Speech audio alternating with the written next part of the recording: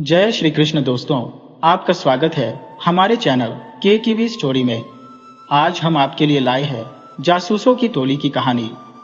दोस्तों, कहते हैं कि गांव की जिंदगी बहुत सीधी सादी होती है, जहां हर सुबह सूरज की रोशनी के साथ खेतों में हरियाली लहराती है और हर शाम मिट्टी की महक के साथ घरों में सुकून भर जाता है। लेकिन क्या हो अगर इसी शांति के बीच एक ऐसा रहस्य जन्म ले जो हर दिल को दहला दे। एक बच्चा जो खेतों की ओर खेलने गया लेकिन फिर कभी वापस नहीं आया। एक चुप रहने वाला बूढ़ा जिसकी आंखों में छिपे थे डरावने सच। और चार छोटे बच्चे जो खेल खेल में बन गए जासूस और शुरू कर दी एक सच्चाई की खोज जो गांव की परतों को एक एक कर खोलने वाली थी। गांव का नाम था बासेपुर। चारों ओर खेत खलिहान, मिट्टी के घर और लोगों की सादी जिंदगी। ये गांव अपनी शांति और आपसी मेलजोल के लिए जाना जाता था। यहाँ कोई बड़ा अपराध कभी हुआ ही नहीं था, लेकिन उस साल की गर्मियों में कुछ ऐसा हुआ जिसने पूरे गांव की नींद उड़ा दी। 10 साल का एक लड़का चिंटू एक शाम खेतों की तरफ खेलने गया और फिर कभी वापस नहीं लौटा। उस दिन शाम को गांव के बच्चे रोज की तरह खेल रहे थे। चिंटू सबसे छोटा था मगर बहुत चंचल। वह अक्सर खेतों में दौड़ता, छिपन छिपाई खेलता और आम के पेड़ से कच्चे आम तोड़कर लाता। उसके साथ उसके दोस्त भी थे, गुड्डू, पिंकी, भोला और सरिता। सब मिलकर एक टीम जैसे थे जो दिन भर गांव के कोनों में घूमते, मस्ती करते। लेकिन उस दिन कुछ अलग था। सूरज ढलने लगा, बच्चे एक एक कर घर चले गए, लेकिन चिंटू नहीं लौटा। रात को उसकी मां गीता ने रो रो कर आसमान सिर पर उठा लिया। गांव के लोग इकट्ठा हुए। प्रधान जी ने गांव के 2 जवान लड़कों बलराम और राजू को खोजबीन के लिए खेतों की ओर भेजा। टॉर्च की रोशनी में खेतों की झाड़ियों को टटोला गया, लेकिन कोई सुराग नहीं मिला। दूसरे दिन सुबह होते ही सारा गांव परेशान हो उठा।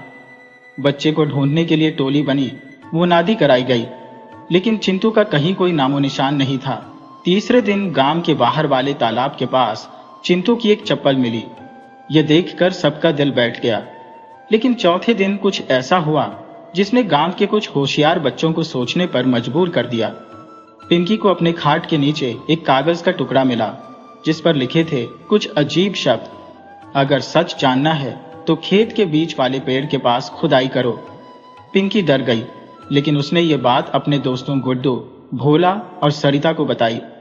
ये बच्चे अक्सर मिलकर कुछ नया करने की कोशिश करते थे। वो खुद को जासूसों की टोली कहते थे। हालांकि पहले तक यह सिर्फ एक खेल था, मगर अब हालात असली थे। चिंटू उनका सबसे प्यारा दोस्त था और उसकी तलाश करना अब उनका मकसद बन गया था। चारों दोस्त रात को खेतों की ओर निकले। रास्ते में वह बेहद डर रहे थे, लेकिन एक दूसरे का हाथ पकड़े आगे बढ़ते रहे। खेत के बीच जो आम का पेड़ था वही खुदाई करने की बात उस चिट्ठी में लिखी थी। पिंकी ने गांव के बाहर वाले लोहार से एक पुराना फावड़ा चुरा लाया था। चारों ने मिलकर खुदाई शुरू की। तकरीबन 1 घंटे की खुदाई के बाद उन्हें वहां एक पुराना टीन का डिब्बा मिला जिसमें एक और कागज, कुछ सिक्के और एक अजीब सी लकड़ी की गुड़िया थी। कागज पर फिर वही अजीब अक्षर थे, लेकिन इस बार नीचे एक नाम लिखा था, बब्बन। बब्बन गांव से बाहर अकेला रहने वाला अधेड़ उम्र का आदमी था। लोग कहते थे कि वह थोड़ा सनकी है, किसी से ज्यादा बोलता नहीं और रात को अक्सर उसकी झोपड़ी से अजीब आवाजें आती है। जासूसों की टोली ने तय किया कि अगली रात वो बब्बन की झोपड़ी की निगरानी करेंगे। रात को चुपचाप जाकर वे उसकी झोपड़ी के पास छिप गए। अंदर से सचमुच अजीब आवाजें आ रही थी, जैसे कोई कुछ बड़बड़ा रहा हो। कभी कभी वह जोर से हंसता, कभी किसी से बात करने जैसा लगता, लेकिन वहां कोई दूसरा नहीं था। अचानक झोपड़ी के पीछे की झाड़ी हिली और टोली डर के मारे झुक गई। किसी ने झाड़ी से झांक कर देखा। एक परछाई थी जो खेत की तरफ जा रही थी। बच्चों ने उसका पीछा किया। वो आदमी एक सूखे कुएं के पास जाकर रुका। उसने चारों ओर देखा, फिर कुएं में कुछ फेंका और वापस चला गया। बच्चों ने रात को ही उस सूखे कुएं में झांका। अंदर कुछ दिखाई तो नहीं दिया, पर एक बदबू सी उठ रही थी। गुड्डू ने कहा, कल दिन में यहां दोबारा आना होगा, रोशनी लेकर। अगली सुबह स्कूल का बहाना बनाकर टोली फिर कुएं के पास पहुंची। एक लंबी रस्सी और टॉर्च लेकर वह अंदर उतरने की योजना बनाने लगे, लेकिन तभी वहां गांव के कुछ आदमी पहुंच गए। उन्हें देखकर टोली डर गई, पर उन लोगों ने बताया कि चिंटू की तलाश में वह पूरा गांव अब जंगल और कुएं तक फैला रहा है। उन्हीं में से एक बूढ़े आदमी ने कहा, इस कुएं की तली में बहुत पुराना रहस्य है। कई साल पहले भी एक बच्चा यहाँ से गायब हुआ था, मगर उसकी कोई खबर नहीं मिली। बच्चों के कान खड़े हो गए। क्या बब्बन इस रहस्य से जुड़ा है? क्या चिंटू अब भी जिंदा है? और वह अजीब अक्षरों वाली चिट्ठी कौन छोड़ रहा है? टोली अब और सतर्क हो गई थी। रात को वे फिर बब्बन की झोपड़ी के पास छिपे। इस बार उन्होंने देखा कि बब्बन किसी से बात कर रहा था, लेकिन वहां कोई और नजर नहीं आ रहा था। पिंकी ने अपनी छोटी सी कैमरा पेन से यह सब रिकॉर्ड किया। तभी अचानक अंदर से किसी बच्चे की चीख आई। ये सुनते ही चारों चौंक गए। गुड्डू बोला, ये चिंटू की आवाज है। वह भागकर प्रधान जी के पास गए, वीडियो दिखाया। गांव वाले इकट्ठा हुए और बब्बन की झोपड़ी पर धावा बोला गया। अंदर एक तहखाना निकला जिसमें चिंटू को बांध कर रखा गया था। बब्बन को पकड़ लिया गया और जब उससे पूछा गया कि वह ऐसा क्यों कर रहा था, तो उसने जो कहा उसने सबको और चौंका दिया। मुझे भी किसी ने ऐसा करने को कहा था, मैं तो सिर्फ मोहरा हूं। अब रहस्य और गहरा हो गया था। बब्बन असली गुनहगार नहीं था, उसके पीछे कोई और था। वो कौन था और क्यों करवा रहा था बच्चों को अगवा? जासूसों की टोली को अब एक नए सुराग की तलाश थी। चिंटू तो मिल गया, लेकिन खेल अब शुरू हुआ था। गांव बासेपुर में सब कुछ उलट पुलट हो गया था। चिंटू के मिलने से गांव वालों ने थोड़ी राहत की सांस जरूर ली थी, लेकिन बब्बन की गिरफ्तारी के बाद जो बातें सामने आई उसने सबको झकझोर कर रख दिया था। बब्बन ने कबूल किया था कि वह किसी के इशारे पर काम कर रहा था, लेकिन उस किसी का नाम बताने से पहले ही उसकी हालत बिगड़ गई। गांव के वैद्य को बुलाया गया, पर जब तक वो पहुंचते बब्बन बेहोश हो चुका था। लोग कहने लगे कि शायद उस पर किसी आत्मा का साया है या फिर किसी ने उसके मुंह पर ताला लगा दिया है। जासूसों की टोली गुड्डू, पिंकी, सरिता और भोला अब पहले से ज्यादा चौकन्ने हो गए थे। उन्हें एहसास हो गया था कि मामला बब्बन तक सीमित नहीं है, कहीं कोई और है जो असली साजिश रच रहा है और जिसने बब्बन को बस मोहरा बनाया। लेकिन वह कौन था और क्यों बच्चों को निशाना बना रहा था? चिंटू अब वापस घर आ गया था, लेकिन वो लगातार डरा हुआ रहता। रात को चीख कर उठ जाता और किसी बूढ़ी की परछाई की बातें करता। उसकी आंखों में डर अब भी ताजा था। पिंकी ने धीरे धीरे उससे बात की और धीरे धीरे चिंटू ने जो बताया उसने टोली को चौंका दिया। चिंटू ने कहा कि बब्बन उसे अपनी झोपड़ी के नीचे बने तहखाने में ले गया था। वहां एक दीवार पर बहुत सारी अजीब आकृतियां बनी थी, जैसे कोई तांत्रिक चित्र। एक पुरानी संदूक थी जिसमें कई काले कपड़े, लकड़ी के अजीब खिलौने और एक भारी सा लाल पत्थर रखा था। बब्बन रोज उस पत्थर को उठाता, कुछ बोलता और फिर दीवार के पास बैठकर देर तक आंखें मूंदे बैठा रहता। चिंटू ने यह भी कहा कि बब्बन कभी कभी किसी और आदमी से मिलने जाता था जो एक पीपल के पेड़ के पास आता था। उसका चेहरा उसने नहीं देखा, लेकिन उसकी आवाज बहुत भारी और डरावनी थी। वह आदमी बब्बन को कुछ चीजें देता था, कागज, राख और कुछ चुटकी भर मटमैली धूल। टोली को यकीन हो गया कि बब्बन सिर्फ जरिया था, असली गुनहगार अब भी खुले में घूम रहा है। वे फिर से योजना बनाने लगे। इस बार उन्होंने तहखाने की जांच करने का सोचा। रात को वे चुपचाप बब्बन की झोपड़ी में घुसे। तहखाना अब भी वैसा ही था, अंधेरा, सड़ी गली सी गंध और वही अजीब चित्र। संदूक अब खाली थी, लेकिन दीवार पर एक नया चिन्ह बना हुआ था, 3 उल्टे त्रिकोण और बीच में एक आंख। पिंकी ने वह चिन्ह अपनी डायरी में बना लिया। लौटते वक्त रास्ते में भोला को एक पुराना लिफाफा मिला जो शायद तहखाने के कोने से गिरा था। उसमें एक कागज था जिसमें लिखा था, 3 बार चंद्रमा के नीचे मिलने आना होगा, वरना बलिदान अधूरा रहेगा। टोली को समझ नहीं आ रहा था कि यह किसके लिए था, पर यह साफ था कि कोई तांत्रिक क्रिया चल रही है। अब उन्हें उस आदमी को खोजना था जो बब्बन से मिल रहा था। उन्होंने गांव के उस पुराने पीपल के पेड़ पर नजर रखनी शुरू कर दी जहां चिंटू के मुताबिक बब्बन जाया करता था। 3 रातें बीती, कुछ नहीं हुआ, लेकिन चौथी रात अमावस्या थी। काले बादलों से ढका आकाश, सन्नाटा और रह रहकर उठती सियारों की आवाज। टोली अपने छिपने के स्थान पर तैयार थी। तभी आधी रात को एक परछाई उस पीपल की ओर बढ़ी। लंबा कद, सिर पर साफा और हाथ में एक झोला।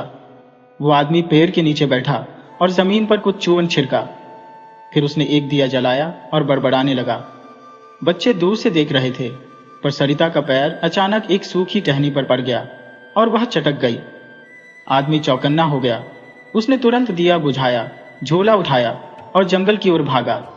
टोली भी उसके पीछे दौड़ी, लेकिन जंगल में जाकर वह आदमी ऐसे गायब हो गया जैसे कभी था ही नहीं। वहां बस एक चीज मिली, एक लकड़ी की पगड़ी जिसमें एक चिट्ठी छिपी थी। उस चिट्ठी में लिखा था, अगर तुमने अगली बार रोकने की कोशिश की तो अगला बच्चा जिंदा नहीं मिलेगा। अब मामला गंभीर हो गया था। टोली ने तय किया कि वे इस बार गांव के समझदार बुजुर्गों की मदद लेंगे, पर पूरी कहानी नहीं बताएंगे। बस इतना कहेंगे कि कुछ गड़बड़ है और बब्बन अकेला दोषी नहीं। दूसरे दिन वे पहुंचे गांव के सबसे पुराने आदमी बाबा हरिदास के पास। बाबा बहुत कम बोलते थे, पर जब बोले तो टोली की रीढ़ तक सिहर गई। उन्होंने कहा, गांव की धरती पर सालों पहले ही एक काला साया उतरा था, जिसे एक तांत्रिक ने रोक रखा था। वह साया अब फिर से जाग रहा है और उसका मकसद बच्चों की मासूम आत्माओं को पकड़ना है। टोली को अब सब कुछ आपस में जुड़ता दिखने लगा। अब उन्हें सिर्फ जासूसी नहीं करनी थी, बल्कि गांव की रक्षा भी करनी थी। लेकिन यह आसान नहीं था। अगली अमावस्या तक उनके पास वक्त कम था और दुश्मन कौन है, यह अब भी एक रहस्य बना हुआ था। रात को सरिता को सपना आया, एक कुएं में गिरा बच्चा मदद के लिए चिल्ला रहा है। उसका चेहरा साफ नहीं था, लेकिन उसकी आंखों में वही डर था जो चिंटू की आंखों में था। क्या यह सपना था या कोई चेतावनी? अगली सुबह गांव में खबर फैली कि एक और बच्चा नंदू स्कूल नहीं पहुंचा। उसकी मां ने बताया कि वह जल्दी तैयार होकर निकला था, लेकिन स्कूल पहुंचा ही नहीं। पूरे गांव में फिर हड़कंप मच गया। अब सबकी निगाहें जासूसों की टोली पर थी। क्या वे इस बार नंदू को बचा पाएंगे? क्या वह रहस्यमय आदमी फिर से आएगा?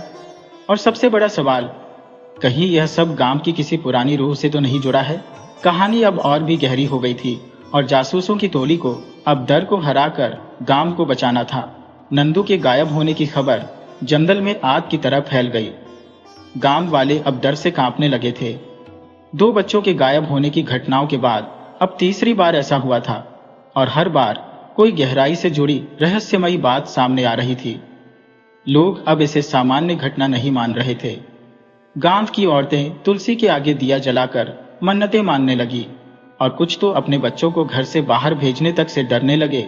गुड्डू, पिंकी, भोला और सरिता की टोली अब पूरी तरह सक्रिय हो चुकी थी। वे जान गए थे कि कुछ बहुत बड़ा और खतरनाक उनके गांव पर मंडरा रहा है। नंदू के गायब होने के बाद उनका पहला कदम था उस रास्ते की तलाश करना जिससे होकर नंदू स्कूल जाता था। वे सुबह सुबह उसी रास्ते पर निकले। रास्ते में उन्हें एक टूटा हुआ स्लेट का टुकड़ा मिला और पास में मिट्टी में कुछ अजीब से घिसटने के निशान। भोला झुककर निशान देखने लगा और वह निशान जंगल की ओर मुड़ते जा रहे थे। टोली ने बिना वक्त गवाए उसी दिशा में चलना शुरू कर दिया। थोड़ी दूर चलने के बाद उन्हें एक पुराना सूखा कुआं दिखा, जिसे गांव वाले वर्षों पहले छोड़ चुके थे। कहते थे उसमें एक बार एक औरत गिर गई थी और तब से उसकी आत्मा कुएं में रहती है। बच्चे वहां जाने से डरते थे, लेकिन जासूसों की टोली अब डर से ऊपर उठ चुकी थी। कुएं के पास पहुंचकर सरिता को कुछ अजीब सा एहसास हुआ। हवा में एक ठंडापन था और कुएं के पास बैठते ही जैसे किसी ने कान में फुसफुसा कर कुछ कहा हो। पिंकी ने गुड्डू से कहा कि वो नीचे झांके। गुड्डू ने टॉर्च निकाली और नीचे रोशनी डाली, लेकिन नीचे सिर्फ अंधकार था। तभी सरिता को लगा जैसे कोई हल्की सी आवाज आई, बचाओ। सभी चौकन्ने हो गए। गुड्डू ने कहा कि किसी को अंदर जाना होगा, लेकिन रस्सी के बिना यह असंभव था। वे गांव लौटे और एक लंबी मजबूत रस्सी लेकर फिर लौटे। गुड्डू ने खुद नीचे जाने का फैसला किया। रस्सी से बांधकर जैसे ही उसे धीरे धीरे नीचे उतारा गया, अंधकार और गहराई का डर भी बढ़ता गया। नीचे पहुंचकर गुड्डू ने देखा कि दीवारों पर काई जमी थी और कुएं का तल बिल्कुल गीला और फिसलन भरा था।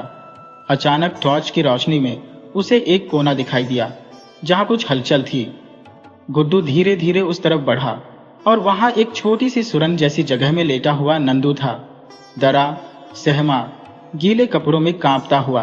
गुड्डू ने जैसे ही उसका हाथ पकड़ा, नंदू फूट फूट कर रोने लगा।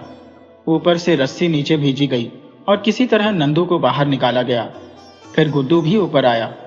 गांव वाले इकट्ठा हो गए थे। नंदू को बचा लिया गया था, लेकिन अब सबसे बड़ा सवाल यह था कि वह कुएं में कैसे पहुंचा। पूछने पर नंदू ने जो बताया उसने सबको दहला दिया। उसने कहा कि जब वह स्कूल जा रहा था, रास्ते में एक बुजुर्ग आदमी ने उसे आवाज दी। लंबा कद, सफेद दाढ़ी और लाल चादर ओढ़े हुए। उसने कहा कि उसके पास मिठाई है और वह कुछ दिखाना चाहता है।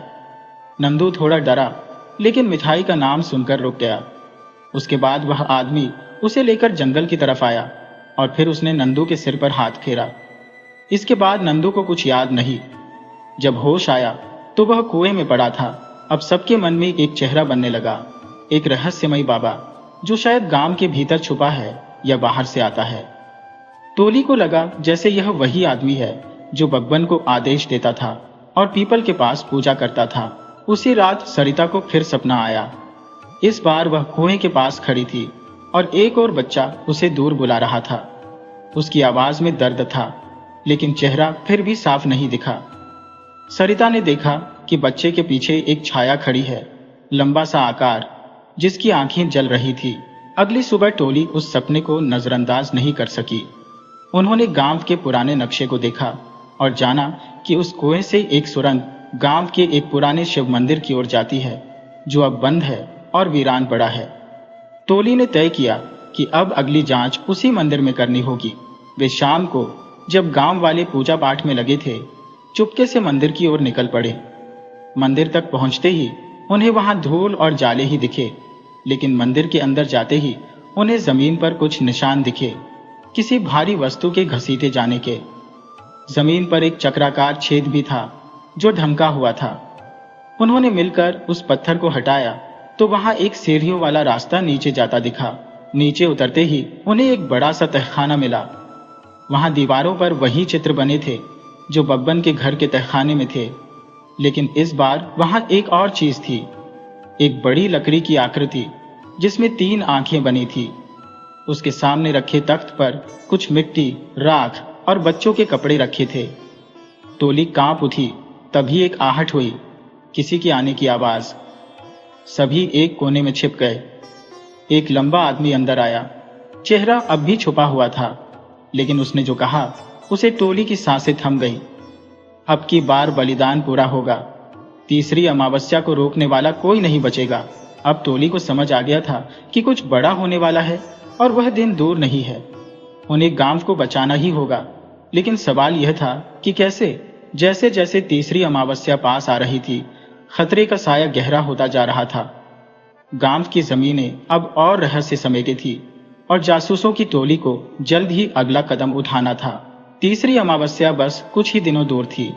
गांव में अब एक अनकहा सन्नाटा पसर चुका था। लोग बेवजह घर से बाहर नहीं निकलते थे और बच्चे तो जैसे घरों में कैद हो चुके थे। स्कूल बंद हो चुका था। मंदिर के घंटों की आवाजें अब थम सी गई थी। सबको किसी अनहोनी का डर सताने लगा था, लेकिन कोई खुलकर कुछ कहने को तैयार नहीं था। जासूसों की टोली हर दिन कुछ नया खोजने में लगी थी। वे मंदिर के तहखाने से निकलकर गांव की पुरानी किंवदंतियों को समझने की कोशिश कर रहे थे। भोला की दादी ने एक बार बताया था कि कई साल पहले भी ऐसा ही कुछ हुआ था। 3 बच्चों के गायब होने की खबर आई थी और फिर अचानक सब शांत हो गया था। लेकिन उस अमावस्या की रात को गांव का सबसे पुराना बरगद खुद जल गया था। गुड्डू, पिंकी, भोला और सरिता ने तय कर लिया था कि अब किसी भी हालत में तीसरी अमावस्या को किसी बच्चे को गायब नहीं होने देंगे। गुड्डू ने गांव के बाहर की चट्टानों पर नजर रखनी शुरू की। पिंकी हर दिन कुएं और मंदिर के बीच के रास्ते की जांच करती और भोला गांव के लोगों से बात कर पुराने रहस्यों की परतें खोलने में लगा था। एक दिन सरिता को मंदिर के पीछे की एक झाड़ी में कुछ अजीब सा चमकता हुआ दिखाई दिया। जब वह वहां पहुंची तो उसे एक छोटी सी पोटली मिली, जिसमें राख, काले धागे और एक तांबे की प्लेट पर कुछ अजीब संकेत खोदे हुए थे। वो पोटली काफी पुरानी थी, लेकिन उसमें एक ताजा कागज रखा था जिस पर लिखा था, तीसरी अमावस्या को सबको समर्पित कर दो, वरना सब खत्म। सरिता घबरा गई। टोली ने तय किया कि अब उन्हें किसी बड़े की मदद लेनी चाहिए। वे सीधे गए गांव के बुजुर्ग हरदीन बाबा के पास, जो अब ज्यादातर समय चुपचाप तुलसी के चौरे के पास बैठते थे। जब उन्होंने सारी बातें सुनी तो बहुत देर तक चुप रहे, फिर बोले, बच्चों, यह खेल नया नहीं है। हर 30 साल में गांव पर यह संकट आता है। एक बाबा आता है, लोगों को मोह में फंसाता है और फिर 3 बलिदानों के बाद वह अपने बल को फिर से जागृत करता है। लेकिन इस बार तुम लोग बीच में आ गए हो, अब यह बाबा और खतरनाक हो जाएगा। हरदीन बाबा ने बताया कि यह बाबा कोई इंसान नहीं है, बल्कि एक आत्मा है जो शरीर बदल कर आता है।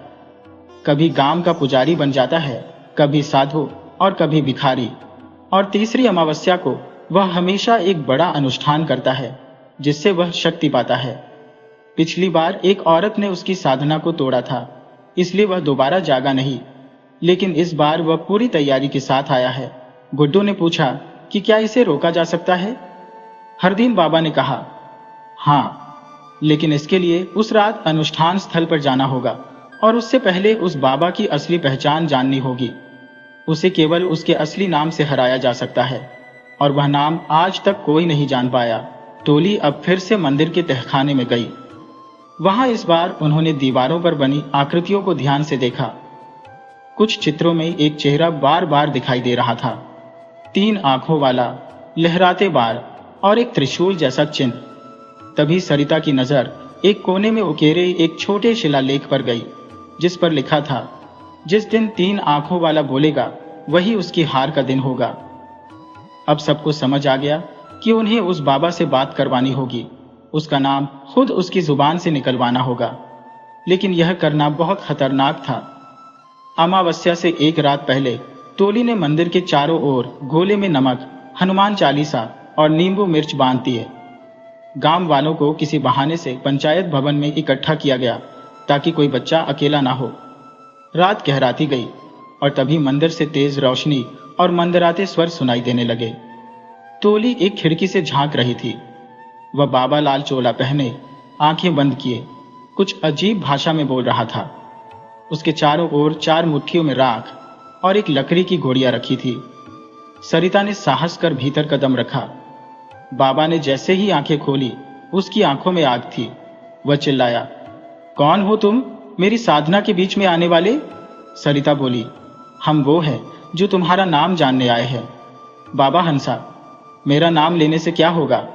गुड्डू बोला, क्योंकि नाम ही तुम्हारी हार है।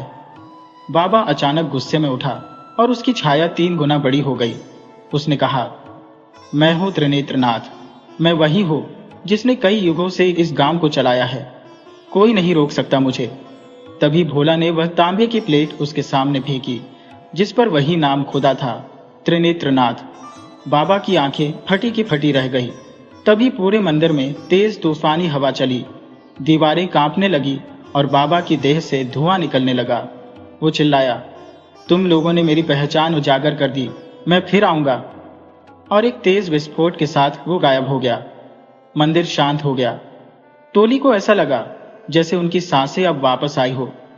अगले दिन अमावस्या थी, लेकिन सब कुछ सामान्य था। गांव में कोई नहीं गायब हुआ, कोई अजीब घटना नहीं घटी। गांव वाले अब भी नहीं जानते थे कि उन्हें बचाने वाले बच्चे थे, जासूसों की टोली। लेकिन क्या यह अंत था या बाबा फिर किसी और रूप में लौटेगा? गांव में सब कुछ अब सामान्य दिख रहा था, लेकिन जासूसों की टोली जानती थी कि यह शांति असली नहीं है। त्रिनेत्रनाथ बाबा के विस्फोट के बाद गांव वालों को लगा कि अब संकट टल गया है। लोग फिर से अपने कामकाज में लग गए। बच्चों की किलकारियां फिर से सुनाई देने लगी। लेकिन गुड्डू, पिंकी, भोला और सरिता के दिल में अब भी बेचैनी थी। कुछ अधूरा था, जैसे कोई परछाई अब भी पीछा कर रही हो। रातों को सरिता को सपने आने लगे। एक चिता जो जलती नहीं, एक घंटा जो बजता है पर सुनाई नहीं देता, और वह चेहरा, त्रिनेत्रनाथ का चेहरा, जो धुएं में बदलकर वापस आ रहा है। गुड्डू ने तय किया कि अब उन्हें इस अध्याय को हमेशा के लिए बंद करना होगा। केवल उसे हराना काफी नहीं था, उसे मिटाना होगा। हरदीन बाबा अब भी चुप थे। उन्होंने टोली को एक आखिरी बात बताई, त्रिनेत्रनाथ को हराकर तुम लोगों ने उसकी शक्ति को कमजोर किया है, लेकिन वह अब शरीर में नहीं, हवा में है। वो गांव के किसी न किसी में घुसकर वापस लौटेगा। उसके चिन्ह को पहचानो। 3 बार आंखें झपकाना, किसी की परछाई ना होना और सांप के फुफकार जैसी सांसें। अब टोली को एक नया खेल खेलना था। गांव के हर आदमी को ध्यान से देखना, किसी पर शक होने पर उसका पीछा करना और उस आत्मा को पकड़ना जिसने अब नया शरीर लिया है। एक रात पिंकी गांव के बाहर बने बड़ के पेड़ के पास से गुजर रही थी, जब उसने देखा कि वहां पर गांव का पुजारी रामदीन अकेले बैठा कुछ बड़बड़ा रहा है। उसके सामने एक लकड़ी का कटोरा और उसमें कुछ राख थी। वो धीरे धीरे आंखें बंद करके कुछ मंत्र बोल रहा था और अचानक उसने 3 बार अपनी आंखें झपकाई। पिंकी के रोंगटे खड़े हो गए। वो धीरे से वहां से हटी और सीधा टोली को बुला लाई। गुड्डू ने सबको तैयार किया। इस बार उनका सामना इंसानी शरीर में छिपे त्रिनेत्रनाथ से होना था। सरिता ने योजना बनाई कि गांव के पुराने कुएं के पास वह रामदीन को ले जाकर उसे तांबे के घेरे में बांधेंगे और वहां उसकी असलियत सामने लानी होगी। भोला ने मंदिर से पुराने पीतल के दीपक और राख इकट्ठी की, जिनका उपयोग आत्मा को बांधने के लिए होता था। अगली रात टोली ने गांव के बच्चों को एक खेल के बहाने पंचायत भवन में बुलाया ताकि कोई बाहर ना रहे। रामदीन को गुड्डू ने मंदिर के नाम पर बुलाया और धीरे धीरे उसे उस कुएं के पास ले आया। चारों ने उसे एक गोल घेरे में बैठा दिया। जैसे ही दीपक जलाए गए और राख हवा में बिखरी, रामदीन की आंखें लाल हो गई। उसकी आवाज बदलने लगी। वो चिल्लाने लगा, बेवकूफ बच्चों, क्या तुम समझते हो कि मुझे फिर कैद कर सकते हो? मैं तो अब हवा हूं, पानी हूं, मैं तुम सब में समा जाऊंगा। फिर अचानक उसका शरीर कांपने लगा और उसके चारों ओर राख गोल घूमने लगी। सरिता ने वही तांबे की प्लेट उसकी ओर फेंकी और गुड्डू ने मंत्र पढ़ना शुरू किया। वही मंत्र जो दीवार पर खुदा था। त्रिनेत्रनाथ अब पूरी तरह प्रकट हो चुका था। उसका चेहरा अब रामदीन का नहीं था। 3 आंखों वाला चेहरा, जलता हुआ और आवाज गूंजती हुई जैसे 100 लोगों के बोलने से भी भारी। गांव में अचानक बिजली चली गई, तेज आंधी चली और मंदिर की घंटियां अपने आप बजने लगी। लेकिन टोली डरी नहीं। उन्होंने त्रिशूल का निशान बनाकर उसे घेरे में बांधा। सरिता ने तांबे की प्लेट को रामदीन के सीने पर रखा और मंत्र का आखिरी भाग पढ़ा। त्रिनेत्रनाथ, तेरे नाम से तुझे नाश मिलता है। तू जहां से आया था वहीं लौट जा। धूल, राख और अंधकार में एक धमाके के साथ रोशनी फैली और रामदीन का शरीर जमीन पर गिर गया। वो बेहोश था। हवा शांत हो गई, मंदिर की घंटियां रुक गई और दीपक अपने आप बुझ गए। कुछ पल के लिए ऐसा लगा जैसे समय रुक गया हो। फिर धीरे धीरे सुबह की पहली किरण ने गांव पर दस्तक दी। गांव का आसमान साफ था, पक्षी चहचहा रहे थे और बच्चों की हंसी फिर से हवाओं में गूंजने लगी। रामदीन को होश आया, लेकिन उसे कुछ याद नहीं था, जैसे कोई सपना देखा हो। हरदीन बाबा ने कहा, अब त्रिनेत्रनाथ गया है हमेशा के लिए। इस बार उसका नाम उसके अंत का कारण बना। गांव को नहीं पता था कि यह सब करने वाले वही 4 बच्चे थे जिन्हें वह बस शरारती या खेलने वाले समझते थे। लेकिन उनकी यह टोली अब गांव की रक्षक बन गई थी, जासूसों की टोली। और उन्होंने वादा किया कि अगर कभी गांव पर फिर कोई साया मंडराया तो वे फिर से तैयार रहेंगे। लेकिन जैसे ही टोली हंसी मजाक में पंचायत भवन की ओर बढ़ी, एक पीपल के पत्ते पर एक धुआं उड़ता दिखा और उसके साथ एक धीमी सी फुफकार गूंजती थी। क्या त्रिनेत्रनाथ सच में खत्म हुआ था या फिर वह बस अगली अमावस्या का इंतजार कर रहा था?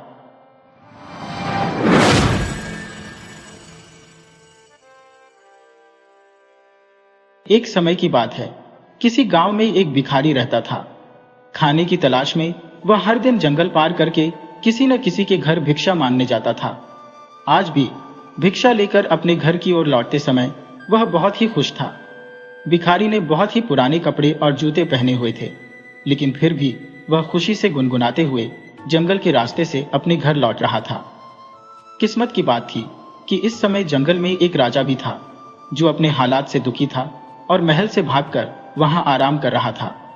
तभी राजा की नजर भिखारी पर पड़ी। भिखारी को इतना खुश देखकर राजा सोचने लगा कि इस इंसान के पास कुछ भी नहीं है। इतने पुराने कपड़े और पैरों में फटे जूते होने के बावजूद भी यह कितना खुश है। और एक मैं हूं जो दिन रात अपनी प्रजा और परिवार वालों की सेवा करता हूँ, लेकिन इसके बाद भी वे लोग खुश नहीं होते। उन सभी को सिर्फ मेरी राजगद्दी चाहिए और इसके लिए वे मुझे मरवाने का षड्यंत्र भी रच रहे हैं। असल बात यह थी कि राजा ने एक दिन अपने महल में कुछ पहरेदारों को बात करते हुए सुन लिया था। वे आपस में कह रहे थे कि जैसे ही यह राजा मर जाएगा, उनकी आंखों का कांटा साफ हो जाएगा। राजा की पत्नी भी बहुत पहले ही उसे छोड़कर जा चुकी थी और राजा को कोई पुत्र भी नहीं था, जिससे उसका कोई उत्तराधिकारी भी नहीं था। जिस दिन से राजा ने अपने खिलाफ इस षड्यंत्र के बारे में सुना, तब से वह बहुत ही सावधान रहने लगा था। एक दिन राजा के खाने में उसके भाई ने जहर मिला दिया था, जिसके बारे में राजा को भनक भी नहीं थी। जब राजा खाना खाने बैठा, तभी अचानक एक बिल्ली आकर वह खाना खा गई और कुछ ही देर बाद वह बिल्ली मर गई। इस घटना के बाद से राजा अपने खिलाफ हो रहे षड्यंत्र के प्रति बेहद सतर्क हो गया था। इन्हीं सभी बातों से परेशान होकर एक दिन राजा ने महल छोड़ दिया और बिना किसी को बताए जंगल में आ गया। वह जंगल उसकी नगरी से बहुत दूर था, इस वजह से उसे वहां कोई पहचान भी नहीं सकता था। भिखारी को देखकर राजा ने सोचा कि हम दोनों ही इंसान हैं, बस फर्क यह है कि वह खुश इंसान है और मैं दुखी राजा। जल्दी जल्दी में महल से भागते समय राजा अपनी राजसी पोशाक में था। जब भिखारी ने राजा को देखा तो थोड़ा पीछे हट गया और सोचने लगा कि मैंने तो फटे पुराने कपड़े और जूते पहने हैं, भीख न मिले तो मैं भूखा रह जाऊंगा। लेकिन इसके तो ठाट बाट ही अलग है। यह कितना खुशकिस्मत है कि इसके पास हीरे जवाहरात, सुंदर कपड़े और जूते हैं, फिर भी यह आदमी खुश नहीं दिख रहा। भिखारी ने सोचा कि चलो इस आदमी से इसके खुश न होने की वजह पूछता हूं। भिखारी राजा के पास पहुंचा और उसे राम राम बोला। राजा ने भिखारी को राम राम का जवाब दिया। भिखारी ने कहा, आप तो बहुत ही अमीर लगते हैं, शायद आप किसी कहानी के राजा हैं। राजा ने कहा, हाँ तुम सही बोलते हो, मैं सूरतगढ़ का राजा हूं और अपना राज अपने भाई को देकर यहां आ गया हूं। मेरे घर वाले दौलत के चक्कर में मुझे मारवाने का षड्यंत्र कर रहे थे। इससे बचने के लिए मैं यहां पर मन की शांति के लिए आया हूं। काफी दिनों से मैं ऐसी ही हालत में हूं। रास्ते में जो भी फल फूल मिलता है वही खाकर गुजारा कर रहा हूं। आज मुझे बहुत तेज भूख लगी है, इसीलिए मैं इधर उधर खाने की तलाश में घूम रहा हूं। तुम्हारे पास अगर कुछ खाने के लिए है तो कृपया करके मुझे थोड़ा खाना दे दो। भिखारी ने मुस्कुराते हुए राजा की तरफ देखा और कहा, अगर तुम मुझे यह अपनी सोने की अंगूठी दोगे तो मैं तुम्हें खाना दिला सकता हूं। राजा यह सुनकर खुश हो गया। उसने अपनी अंगूठी भिखारी को दे दी और बदले में भिखारी ने उसे रोटी लेकर दी। भिखारी ने राजा से कहा, तुम और मैं दोनों अकेले हैं, चलो हम दोनों साथ में ही चलते हैं। दोनों साथ में चलते हुए एक घने जंगल में पहुंचे और वहां आराम करने लगे। भिखारी ने कहा, आप कितने भाग्यवान हैं, आपके पास इतनी धन दौलत है, लेकिन मेरे पास कुछ भी नहीं है और मैं फटे पुराने कपड़े और जूते पहनकर घूम रहा हूं। आपकी अंगूठी से मेरी बहुत सी समस्याएं दूर हो जाएंगी। फिर राजा ने कहा, मैं भी तुम्हारी ही तरह कुछ सोच रहा था। तुम्हें फटे जूते की परवाह किए बिना खुशी से अपने रास्ते जाते देख मैंने सोचा कि तुम्हारी जैसा खुश नसीब कोई नहीं होगा। मेरे पास सब कुछ होते हुए भी मैं खुश नहीं हूं। फिर बातों ही बातों में भिखारी ने राजा से उसके राज्य की सारी जानकारी पूछ ली और फैसला किया कि रात के समय राजा जब सो जाएगा तो वह उसके कपड़े और गहने लेकर वहां से भाग जाएगा। रात हो चुकी थी। जब तक राजा सोया नहीं, तब तक भिखारी उससे मीठी मीठी बातें करता रहा। रात को उसने राजा के खाने में बेहोशी की दवा मिलाकर उसे दे दी। इसके बाद राजा गहरी नींद में सो गया। फिर भिखारी ने राजा के कपड़े और उसके सारे गहने पहने और वहां से भाग गया। राजा सोता ही रह गया। लेकिन जो भिखारी अब राजा के कपड़े पहने हुए जा रहा था, उसे रास्ते में कुछ चोरों ने देख लिया। उन्होंने समझा कि यह कोई राजा है और उसे पकड़ लिया। उन्होंने उससे पूछा, तुम कहां के राजा हो? अगर नहीं बताओगे तो तुम्हें मारकर फेंक दिया जाएगा। भिखारी ने चोरों से कहा, मैं राजा नहीं हूं। मैंने अपनी लालच की वजह से एक राजा के सारे कपड़े और गहने चोरी कर लिए थे। वह राजा अपने जीवन से दुखी होकर जंगल में खाने के लिए भटक रहा था। लेकिन चोरों ने उसकी बात का विश्वास नहीं किया और बोले, तुम नाटक कर रहे हो। उन्होंने भिखारी को फिर से मारना शुरू कर दिया और पूछा, सच सच बताओ कि तुम कहां के राजा हो? इस बार भिखारी ने चोरों की मार से बचने के लिए यह बात स्वीकार कर ली। हाँ, मैं राजा राय प्रताप हूँ, जो सूरतगढ़ का राजा है। मेरा भाई राय बहादुर मेरे राज्य का मंत्री है। लेकिन चोर अभी भी उसकी बात का भरोसा नहीं कर रहे थे। दूसरी तरफ जब राजा की नींद खुली तो वह भिखारी को बुलाने लगा। उसने अपने आसपास देखा तो उसके पास सिर्फ एक पोटली थी जिसमें भिखारी का कुछ सामान पड़ा हुआ था। इधर चोर सूरतगढ़ के महल में पहुंच गए और वहां के मंत्री राय बहादुर से कहते हैं, हमारे पास तुम्हारा भाई है, अगर उसे जिंदा बचाना चाहते हो तो हमें 3000 सोने के सिक्के देने होंगे। यह सुनकर राय बहादुर ने कहा, इसके लिए तुम्हें मेरे भाई के मुंह पर कपड़ा बांधकर राजमहल में लाना होगा, तभी हम तुम्हें 3000 सोने के सिक्के देंगे। चोर उसे भिखारी के मुंह पर कपड़ा बांधकर उसे राजमहल में ले आते हैं और उसे राय बहादुर के हवाले कर देते हैं। राजा के कपड़ों में भिखारी को देखकर राय बहादुर को यकीन होता है कि यह उसका भाई है। फिर उसने सोचा कि अब वह इसे मारकर खुद राजा बन जाएगा। लेकिन जब भिखारी के मुंह से कपड़ा हटाया गया तो उसे बहुत ही गुस्सा आया। उसने चोरों से कहा, मुझे पता है कि तुम लोग दौलत के चक्कर में मुझे झूठ बोल रहे हो। ये आदमी मेरा भाई नहीं है। हम तुम्हें 2 महीने का समय देते हैं। मेरे भाई को पकड़ कर ले आओ, अगर नहीं लाए तो तुम सबको मरवा दिया जाएगा, और यहां से भागने की कोशिश की तो जिंदा दफना दूंगा। यह बात सुनकर सभी चोर बहुत ही डर गए और मौका मिलते ही वहां से भाग गए। रास्ते में उन्होंने भिखारी से कहा, तुम सही थे, अब हमें बताओ वह असली राजा कहां पर है, फिर तुम्हें भी फिरौती के धन में से हिस्सा दिया जाएगा। भिखारी ने बताया कि उसने राजा को इसी जंगल में छोड़ दिया था, लेकिन बहुत ढूंढने के बाद भी राजा उन्हें नहीं मिला। वही नींद से जागने के बाद राजा को भिखारी की सारी हरकत समझ में आ चुकी थी। उसे बहुत ही दुख हुआ। उसने सोचा कि अब उसे कहीं जाकर खाने का इंतजाम करना होगा, वरना वह भूख से मर ही जाएगा। उसके पास एक पोटली पड़ी थी जो शायद उस भिखारी की रह गई थी। उसने पोटली खोली तो उसमें एक साधु का चोला था। राजा ने साधु का चोला पहनकर साधु का भेष बना लिया। कई दिनों तक राजा भूखा और प्यासा ही चलता रहा। जो भी सूखे फल उसे मिलते वह खा लेता। साधु का भेष बनाए हुए राजा जंगल से निकलकर एक छोटे से गांव में जा पहुंचा। वहां एक नदी के किनारे पहुंचकर वह सो गया। 2 दिनों तक वह सोता ही रहा। वहीं आसपास के लोगों को लगा कि यह कोई साधु बाबा है जो अपनी समाधि में ध्यान कर रहा है। लोगों ने सो रहे राजा के पास चावल चढ़ा दिए तो कुछ लोगों ने धूप जला दी। जब तीसरे दिन राजा की नींद खुली तो उसने अपने पास बहुत सारे फलों का चढ़ावा देखा। यह सब देखकर वह बहुत ही खुश हो गया। राजा ने मन ही मन सोचा, सन्यासियों का जीवन कितना अच्छा है, बिना मेहनत किए भजन मिल जाता है। अब उसे यहां से जाने और खाने की आवश्यकता नहीं है। राजा ने वहीं पर एक कुटिया बना ली और उसमें रहने लगा।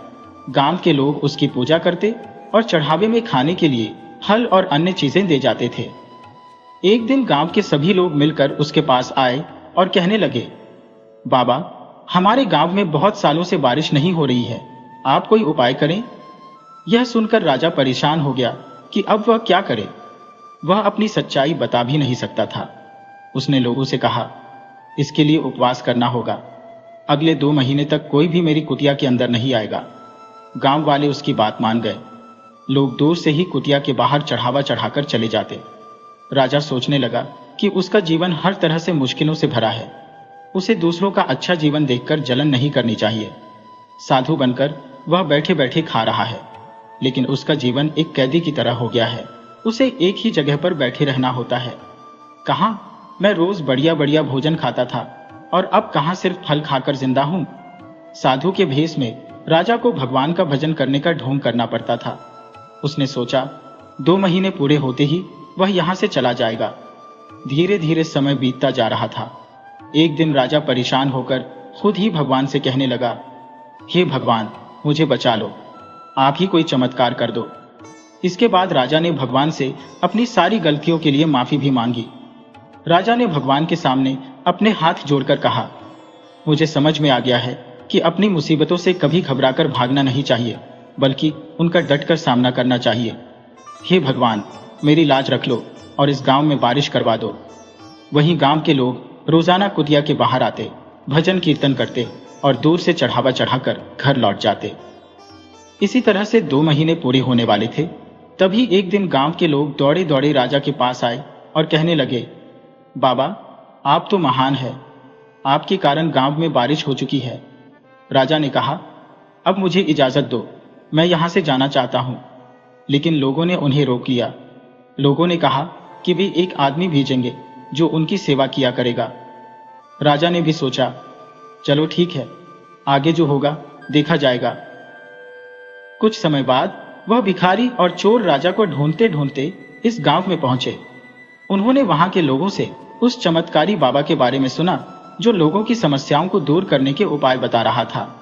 जब वे लोग उस बाबा से मिले तो राजा और भिखारी एक दूसरे को पहचान चुके थे, लेकिन चोरों के सामने वे अनजान बने रहे। फिर बाबा के भेष में राजा ने उनसे पूछा, तुम लोग कहां से आए हो?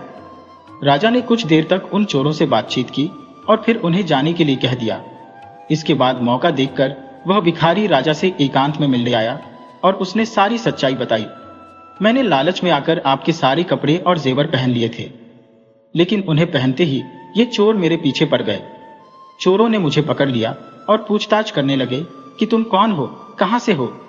तो मैंने खुद को आपके बारे में बताते हुए आपके राज्य की सारी जानकारी दे दी।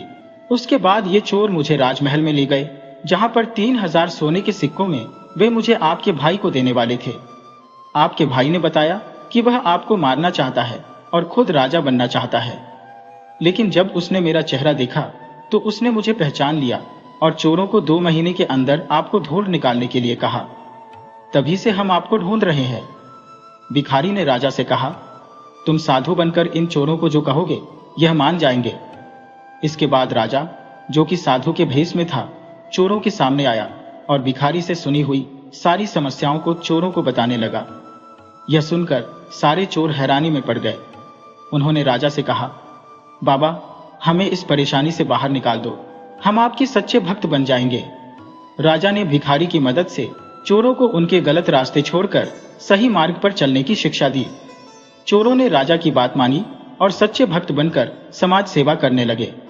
राजा ने इस घटना से सीखा कि हर हाल में धैर्य रखना चाहिए और समस्याओं का सामना करना चाहिए। अंत में राजा ने भिखारी को भी माफ कर दिया और उसे अपने साथ महल ले आया, जहां भिखारी को एक सम्मानजनक जीवन मिल गया। साधु बने हुए राजा ने कहा, तुम लोग मुझे राजा के महल में ले चलो, मैं वहां जाकर खुद ही सब कुछ देखना चाहता हूं। महल में कहना कि तुम्हारे साथ एक बहुत बड़े साधु महात्मा है जो हर व्यक्ति का भूत, वर्तमान और भविष्य जानते हैं। चोर और भिखारी साधु बने हुए राजा को अपने साथ लेकर सूरतगढ़ के महल में पहुंच गए। चोरों ने राजा के मंत्री भाई से कहा, हमारे साथ बहुत बड़े महात्मा आए हैं जो आपको आपके भाई राजा राय प्रताप से मिला सकते हैं। राजा अपने भाई को बहुत ही प्यार करता था, लेकिन अब उसे पता चल गया था कि उसका भाई उसके खून का प्यासा है। महल में साधु के रूप में आए राजा की खूब सेवा की गई। फिर उसका भाई उनके पास बैठकर बोला, बाबा, कृपया मुझे मेरे भाई से मिला दीजिए। आज मैं इस राज्य का राजा बनने जा रहा हूं। मेरा भाई बिना कुछ बताए कहीं चला गया है। साधु बने राजा ने अपने राजसी कपड़े पहने और राज दरबार में आ गया। यह देखकर पूरी प्रजा हैरान थी। सभी लोग राजा को वापस आया देखकर उसकी जय जयकार करने लगे। लोगों ने राजा से पूछा, आप इतने दिनों तक कहां पर थे? वहीं राजा का भाई यह सब देखकर हैरान था। वह लोगों से कहने लगा, यह मेरा राजा भाई नहीं है, बल्कि यह तो एक साधु है जिसने मुझे अपने भाई से मिलवाने का वादा किया था। राजा ने भी सभी लोगों को समझाते हुए कहा, मैं थोड़ी देर में अपने असली रूप में आऊंगा। इसके बाद सभी लोग राजा के भाई का राज्याभिषेक करने लगे। राज्याभिषेक के बाद जैसे ही राजा का भाई राजा की गाड़ी पर बैठने लगा, वैसे ही साधु बने हुए राजा ने कहा, मैं खुद अपने भाई को राजा बनाना चाहता था, लेकिन एक दिन मैंने महल के लोगों को मेरे खिलाफ साजिश करते हुए सुना। मुझे कभी भी यह पता नहीं चल सका कि इन सब के पीछे मेरे ही अपने भाई का हाथ है। अगर मेरा भाई मुझे अपने आप राजा बनने की बात कहता तो मैं खुशी खुशी उसे राजा बना देता, लेकिन इसने मुझे जहर देकर मारने का प्रयास किया, परंतु भगवान की कृपा से मेरा कुछ नहीं बिगड़ा।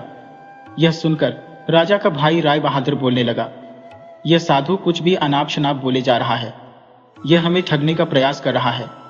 उसने राजा को धमकी देते हुए कहा, तुम यहां से दफा हो जाओ, वरना तुम्हें धक्के मारकर महल से बाहर निकाल दिया जाएगा। राजा का एक वफादार सेवक था जो राजा की बातें सुनकर रोते हुए बोला, हाँ, मैंने आपको पहचान लिया। आप ही हमारे असली राजा हैं। मुझे क्षमा कर दें, मैंने ही आपके खाने में जहर मिलाया था। इसके बदले में मुझे आपके भाई ने 1000 सोने के सिक्के देने का वादा किया था। आप मुझे माफ कर दो, मैं आपका असली गुनहगार हूँ। इसके लिए आप मुझे जो भी सजा देंगे मैं तैयार हूँ। अब राजा के जीवन की सारी सच्चाई पूरी प्रजा को पता चल चुकी थी। सभी लोग राजा के भाई को घृणा की दृष्टि से देख रहे थे। राजा ने अपने महल के मंत्रियों को आदेश दिया कि वह महल से अपने भाई को बेदखल कर रहा है। उसे आज ही 1 साल के लिए यह राज्य छोड़कर जाना होगा। जब उसे अपनी गलती का एहसास हो जाएगा, तब वह महल में वापस आकर मेरे साथ काम करने का अधिकारी बन सकेगा। एक बार फिर से राजा राय प्रताप को अपने राज्य की राजगद्दी मिल गई। वह फिर से अपनी प्रजा की सेवा करने में लग गया। राजा ने भिखारी को अपने महल का मंत्री बना लिया और चोरों को महल में माली का काम करने के लिए दे दिया। 1 साल बीतने के बाद राजा का भाई भी महल में वापस आ गया। उसे अपनी गलती का एहसास हो गया था। महल वापस आकर उसने अपने भाई से माफी मांगी और पूरे कर्तव्य से अपना काम करने का वचन दिया। राजा ने फिर से उसे महल में उसका स्थान दे दिया। इसके बाद राजा पूरी ईमानदारी और सत्यनिष्ठा से अपना राजपाट चलाने लगा।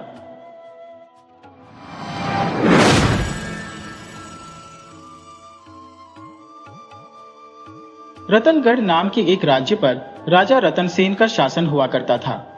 रतनसेन का एक बेटा था जिसका नाम था राजकुमार अनिकेत।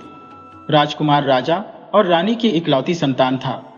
महाराज रतनसेन ने अपने पुत्र की अच्छी शिक्षा के लिए उसे गुरुकुल में भेजा था। जब राजकुमार अपनी शिक्षा पूरी करने के बाद राजमहल में लौटा तो वह बहुत ही समझदार और न्यायप्रिय नौजवान बन चुका था। इसके अतिरिक्त राजकुमार ने तलवारबाजी, तीरंदाजी, घुड़सवारी, इन सभी युद्ध कलाओं में भी महारत हासिल कर ली थी। महाराज को पूरी उम्मीद थी कि उनके बाद जब राजकुमार राजगद्दी संभालेगा तो एक प्रजापालक राजा बनकर प्रजा की सेवा करेगा। एक दिन महाराज ने राजकुमार को अपने पास बुलाया और कहने लगे, युवराज, हमारी बात तुमने ही इस राज्य का सिंहासन संभालना है। इस राज्य के होने वाले राजा तुम ही हो। लेकिन मेरी एक इच्छा है कि तुम राजगद्दी संभालने से पहले इस दुनिया को घूम फिर लो, इस संसार का भ्रमण कर लो, क्योंकि मेरा मानना यह है कि इस यात्रा से तुम बहुत सी बातें सीख पाओगे। तुम्हें इस तरह के अनुभव प्राप्त होंगे जो राजमहल में रहकर नहीं हो सकते, और वे सभी अनुभव राजा बनने के बाद तुम्हारे बहुत ही काम आएंगे। इस भ्रमण के बाद तुम्हें पता चलेगा कि हमारी जनता के सुख दुख क्या है। तो बस तुम अपने सफर की तैयारी कर लो। लेकिन यह बात याद रखना कि इस सफर के दौरान तुम एक राजकुमार नहीं बल्कि एक साधारण मनुष्य बनकर जाओगे। किसी को भी इस बारे में पता न लगे कि तुम एक राजकुमार हो, इसलिए तुम एक साधारण व्यक्ति का वेश बनाकर दुनिया की यात्रा करने के लिए निकलोगे। इसके अलावा महल से निकलते हुए तुम्हारे पास कुछ भी धन नहीं होगा, ना ही सवारी करने के लिए कोई घोड़ा होगा। यात्रा के दौरान धन कमाने के लिए तुम्हें मेहनत मजदूरी करनी पड़ेगी। इसी से तुम जान सकोगे कि हमारे राज्य के गरीब लोग किस तरह से अपना जीवन यापन करते हैं, उन्हें किस तरह की मुश्किलें जीवन में झेलनी पड़ती हैं। इसके बाद जब तुम लौटकर वापस महल में आओगे तो तुम्हारे पास अपना कमाया हुआ धन भी होना चाहिए। यह धन तुम अपनी मेहनत और ईमानदारी से कमाओगे। अगर तुम इन शर्तों को पूरा करते हुए सफल हुए तो मैं समझूंगा कि इस राज्य की बागडोर तुम बहुत ही अच्छे से संभाल सकोगे। राजकुमार ने महाराज को इस बात का वचन दिया कि वह इन सभी शर्तों को पूरा करेगा, और फिर राजकुमार ने दुनिया के सफर पर जाने के लिए तैयारी शुरू कर दी। राजकुमार के महल को छोड़कर जाने की खबर जब महारानी तक पहुंची तो वह बहुत ही परेशान हुई। अपनी मां की परेशानी को देखते हुए राजकुमार अपनी मां को समझाने लगा और कहने लगा, मुझे यह एक बहुत ही अच्छा अवसर मिला है। मैं दुनिया के सफर पर निकलूंगा तो मुझे बहुत कुछ सीखने को मिलेगा, और इस यात्रा का अनुभव करना मेरे लिए बहुत ही आवश्यक है। यह अनुभव मेरी आने वाली जिंदगी में मुझे बहुत ही काम आएगा। महारानी ने दिल पर पत्थर रखकर राजकुमार को जाने की आज्ञा दे दी। अगले दिन राजकुमार दुनिया के सफर पर निकल पड़ा। राजकुमार के शरीर पर ना तो कीमती कपड़े थे और ना ही उसके पास कोई घोड़ा था। वह एक साधारण आदमी के वेश में महल से निकल पड़ा। महाराज के आदेश के अनुसार राजकुमार के पास फूटी कौड़ी भी नहीं थी। चलते चलते दोपहर हो चुकी थी। राजकुमार ने अब तक काफी रास्ता तय कर लिया था। वह कई गांव और कस्बों को पार करता हुआ आगे ही बढ़ता जा रहा था। अब उसके सामने एक खुला मैदान था। मौसम बहुत ही सुहावना हो रहा था। आसमान पर हल्के हल्के बादल छाए हुए थे। राजकुमार को अब भूख लगने लगी थी। चलता चलता राजकुमार एक जंगल में जा पहुंचा। जंगल में फलों के बहुत से पेड़ थे। राजकुमार ने पेड़ों से फल तोड़े और उन्हें खाकर अपनी भूख शांत की। जंगल में कई ऐसी झाड़ियां थी जिन पर बेर लगे हुए थे। उनमें से कुछ बेर तोड़कर राजकुमार ने अपनी जेब में रख लिए, यह सोचकर कि कहीं उसे दोबारा भूख लगेगी तो यह बेर खाकर अपनी भूख शांत कर लेगा। नजदीक ही एक नदी बह रही थी। राजकुमार ने नदी से पानी पिया और फिर वापस अपने सफर पर आगे बढ़ने लगा। राजकुमार सोच रहा था कि वह किसी गांव तक पहुंच जाए। उसके बाद वह आगे विचार करेगा कि उसे क्या करना है। ईश्वर का नाम लेकर वह आगे की तरफ बढ़ने लगा। उसे चलते चलते काफी देर हो चुकी थी। राजकुमार को अब थकावट भी महसूस होने लगी थी, लेकिन फिर भी वह बिना रुके चलता ही जा रहा था। कुछ देर के बाद उसे नजदीक ही कुछ घर दिखाई देने लगे। उसकी नजरों के सामने छोटे छोटे घर नजर आ रहे थे। राजकुमार खुश हुआ और वह तेज गति से उस ओर बढ़ने लगा। गांव तक पहुंचने में राजकुमार को ज्यादा देर नहीं लगी। जैसे ही वह गांव में दाखिल हुआ, एक आदमी उसकी तरफ आया और कहने लगा, भाई, तुम कोई अनजान आदमी मालूम होते हो। तुम्हें यहां पर पहले कभी भी नहीं देखा। क्या तुम किसी काम की तलाश में हो? राजकुमार कहने लगा, जी श्रीमान, आपने बिल्कुल ठीक कहा। मैं कोई काम करना चाहता हूं ताकि मैं कुछ धन कमाकर अपने आगे के सफर पर बढ़ सकूं। राजकुमार की बात सुनकर वह आदमी बहुत ही खुश हुआ। वह राजकुमार को अपने घर पर ले आया। उस आदमी के घर में उसकी पत्नी, एक बेटा और बेटी थी। उसे देखकर आदमी का परिवार भी बहुत ही खुश हुआ। जंगल पार करते समय राजकुमार ने जो बेर अपने पास रख लिए थे, वो बेर उसने बच्चों को दे दिए। बेर पाकर दोनों बच्चे बहुत ही खुश हुए। थोड़ी ही देर में उस आदमी की पत्नी ने खाना तैयार कर लिया। दोनों को खाना परोसा गया और खाना खाने के बाद वह आदमी राजकुमार से कहने लगा, मेरा नाम भजन लाल है। मैंने कुछ दिन पहले ही गांव में एक बहुत बड़ा जमीन का टुकड़ा खरीदा है। मैं उस जमीन पर खेती बाड़ी शुरू करना चाहता हूं, मगर जमीन का वह टुकड़ा बहुत ही ऊंचा नीचा है। मैं उसको समतल नहीं कर सकता।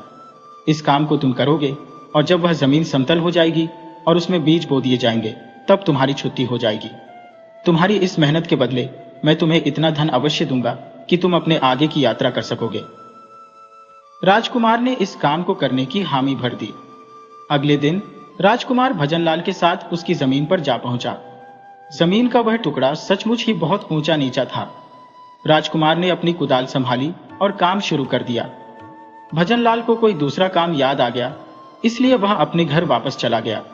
जमीन की खुदाई के दौरान राजकुमार की कुदाल किसी धातु की वस्तु से टकराई और एक टन की आवाज हुई।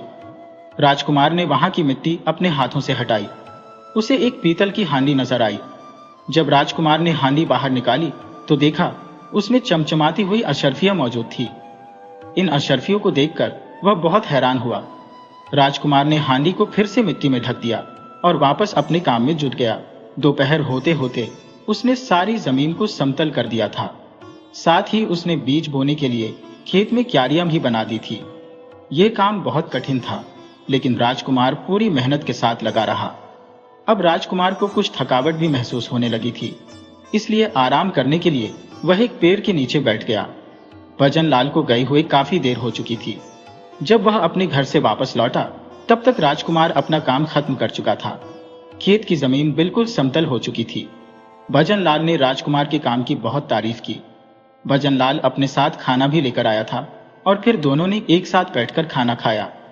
राजकुमार ने अभी तक भजनलाल को अशर्फियों की हांडी के बारे में कुछ नहीं बताया था। दूसरे दिन जब बीज बोने की बारी आई तो राजकुमार ने भजनलाल को वह हांडी दिखाई। यह देखकर भजनलाल बहुत खुश हुआ और कहने लगा, तुम तो बहुत ईमानदार आदमी हो। अगर तुम चाहते तो इस हांडी को चुपके से निकालकर यहां से जा सकते थे। मैं तुम्हारी ईमानदारी से बहुत खुश हूं। इस हांडी में जितनी भी अशर्फियां है, मैं उनमें से आधी अशर्फियां तुम्हें दे दूंगा। लेकिन राजकुमार कहने लगा, श्रीमान, यह हांडी आपके खेत से निकली है, इसलिए यह आपकी ही संपत्ति है। मेरा इस पर कोई अधिकार नहीं है। भजनलाल कहने लगा, नहीं भाई, तुम जो भी कहो, इसमें से आधा हिस्सा तुम्हें ही रखना पड़ेगा। राजकुमार के बहुत मना करने के बावजूद भी भजनलाल नहीं माना। उस हांडी में 1000 सोने की अशर्फियां थी। भजनलाल ने 500 अशर्फियां राजकुमार को दे दी। राजकुमार सोचने लगा कि वह इन अशर्फियों का क्या करेगा। तब राजकुमार को विचार आया कि इसी गांव में फलों के पेड़ों से भरा हुआ एक बगीचा है जिसे उसका मालिक बेचना चाहता है। राजकुमार ने इन अशर्फियों से वह फलों का बगीचा खरीद लिया। गांव में कई लोग ऐसे थे जो अपना जीवन यापन करने के लिए मजदूरी करते थे। राजकुमार ने गांव के कुछ ऐसे ही आदमियों को उस बगीचे की देखभाल करने के लिए रख लिया। इन आदमियों की जिम्मेदारी यह थी कि वे लोग पेड़ों में पानी देते, उनमें खाद डालते और फलों को तोड़कर सुरक्षित रखते। राजकुमार को उस गांव में रहते हुए काफी अरसा बीत चुका था। इस दौरान वह अपने बगीचे की देखभाल भी करता रहा और साथ ही साथ भजनलाल के खेतों की भी देखभाल करता रहा। एक दिन वह भजनलाल से कहने लगा, श्रीमान, अब मुझे अपने सफर पर आगे बढ़ना चाहिए। आपकी बहुत मेहरबानी होगी अगर आप मेरे जाने के बाद मेरे फलों के बाग की निगरानी करें। भजनलाल इस काम के लिए तैयार हो गया। राजकुमार फिर से अपनी यात्रा पर आगे बढ़ने लगा। राजकुमार के पास अब धन की कोई कमी नहीं थी। भजनलाल ने चलते समय उसे अशर्फियों की एक थैली भी दी जो खेतों में काम करने की मजदूरी थी। अब राजकुमार ने एक बहुत अच्छी नस्ल का घोड़ा भी खरीद लिया। इस वजह से अब सफर तय करने में उसे आसानी हो गई थी। अब क्योंकि राजकुमार के पास काफी धन जमा हो चुका था, इसीलिए अब उसे कोई भी काम करने की आवश्यकता नहीं थी। वह जिस भी गांव में जाता वहां पर एक सराय में रुक जाता, लोगों से मिलता और उनकी परेशानियों के बारे में पूछता। इस यात्रा में उसे बहुत मजा आ रहा था। उसे इस बात की जानकारी भी हो गई कि उसके राज्य में रहने वाली गरीब जनता को किस तरह की मुसीबतों का सामना करना पड़ता है। उसने यह निश्चय कर लिया कि जब वह महल में वापस जाएगा तो महाराज से इस बारे में बात करेगा। राजकुमार को महल से निकले हुए काफी समय बीत चुका था। राजकुमार को अब अपने पिताजी महाराज और रानी की याद सताने लगी थी। इस अवधि के दौरान राजकुमार ने पूरे राज्य को घूम लिया था। अब वह वापस चलने का फैसला करता है। जब राजकुमार अपने वापसी के सफर पर निकला तो नगर के कोतवाल की कचहरी के बाहर बहुत से लोगों की भीड़ जमा देखकर वहां पर रुक गया। एक बुढ़िया को घेरकर बहुत से लोग खड़े थे। बुढ़िया जोर जोर से रो रही थी। यह सारा दृश्य देखकर राजकुमार की इच्छा हुई कि वह भी जाने आखिर हुआ क्या है। भीड़ को चीरता हुआ राजकुमार बुढ़िया के पास पहुंचा और पूछने लगा, बुढ़िया माई, आखिर तुम कोतवाल की कचहरी के बाहर बैठकर क्यों रो रही हो? बुढ़िया कहने लगी, बेटा क्या बताऊं, मेरा जवान बेटा जिसका नाम सरजू है, उसे कोतवाल ने कारागार में बंद कर रखा है और वह उसको छुड़ाने के लिए मुझसे 500 अशर्फियों की रिश्वत मांग रहा है। अब तुम ही बताओ, मैं गरीब बुढ़िया इतना पैसा कहां से लेकर आऊं? राजकुमार ने कहा, अम्मा तुम मुझे पूरी बात बताओ, आखिर तुम्हारा बेटा किस अपराध के लिए कारागार में डाला गया है? वह बुढ़िया कहने लगी, बेटा बात यह है कि हमारे गांव में अक्सर लुटेरे आकर लूटपाट किया करते थे। किसी में भी इतनी हिम्मत नहीं थी कि वह उनका विरोध कर सके, लेकिन मेरा बेटा जवान और बहादुर है और वह एक दिन उन लुटेरों का सामना करने के लिए उनसे भिड़ गया। लुटेरों के साथ हुई हाथापाई में एक लुटेरे को उसने बहुत ज्यादा जख्मी कर दिया। अब होना तो यह चाहिए था कि कोतवाल को उन लुटेरों को पकड़ना चाहिए था, लेकिन बजाय इसके बेईमान कोतवाल ने मेरे ही बेटे को पकड़कर कारागार में डाल दिया। उस पर इल्जाम यह लगा कि उसने गांव में झगड़ा किया है। अब उसे छुड़वाने के लिए मुझसे रिश्वत मांग रहा है। बुढ़िया के आसपास जमा लोग उसी गांव के थे। उन्होंने भी बुढ़िया की बात को सच बताया। यह सच्चाई जानकर राजकुमार कहने लगा, आप सभी लोग मिलकर नगर के न्याय अधिकारी के पास कोतवाल की शिकायत क्यों नहीं करते? सभी लोग कहने लगे कि न्याय अधिकारी भी एक भ्रष्ट अधिकारी है, वह उनकी फरियाद नहीं सुनता। इसके बाद राजकुमार ने अपनी अशर्फियों की थैली उस बुढ़िया को देते हुए कहा, अम्मा तुम ये अशर्फियां कोतवाल को देकर अपने बेटे को छुड़ा लो। इसके बाद राजकुमार ने उस नगर के न्याय अधिकारी और कोतवाल का नाम और पता मालूम कर लिया। अब वह अपने महल की तरफ वापस जा रहा था। वापसी के सफर में वह सबसे पहले भजनलाल के पास पहुंचा और यह देखकर बहुत खुश हुआ कि जिस बाग की देखभाल के लिए उसने भजनलाल से कहा था, वह बाग बहुत अच्छी तरह से फल फूल रहा था। बगीचे के चौकीदारों ने बड़ी मेहनत से काम किया था। भजनलाल ने उसे बताया कि इस बाग के फल बहुत अच्छी कीमतों पर बिक रहे हैं। भजनलाल ने अशर्फियों से भरी हुई एक थैली राजकुमार के हवाले की और कहने लगा, इस बगीचे के सारे खर्चे पूरे करने के बाद यह अशर्फियों की थैली बची है, इन्हें अपने पास संभाल कर रख लो। राजकुमार ने अशर्फियों की थैली अपने पास रखी और फिर भजनलाल का धन्यवाद किया। वह कहने लगा, श्रीमान, आपने मेरी मुश्किल हल कर दी है। मेरे पिताजी ने मुझे आदेश दिया था कि जब मैं वापस आऊं तो मेरे पास धन होना चाहिए। इसके बाद राजकुमार ने भजनलाल को अपनी सारी कहानी सुना दी। भजनलाल को जब यह पता चला कि यह नौजवान इस राज्य का राजकुमार है तो वह परेशान हो गया और कहने लगा, राजकुमार, आप मुझे क्षमा कर दीजिए। मुझे नहीं मालूम था कि आप राजकुमार हैं। अगर मुझे इस बात का पता होता तो मैं कभी भी आपसे अपने खेतों में काम न करवाता। कृपया करके मुझे माफ कर दीजिए।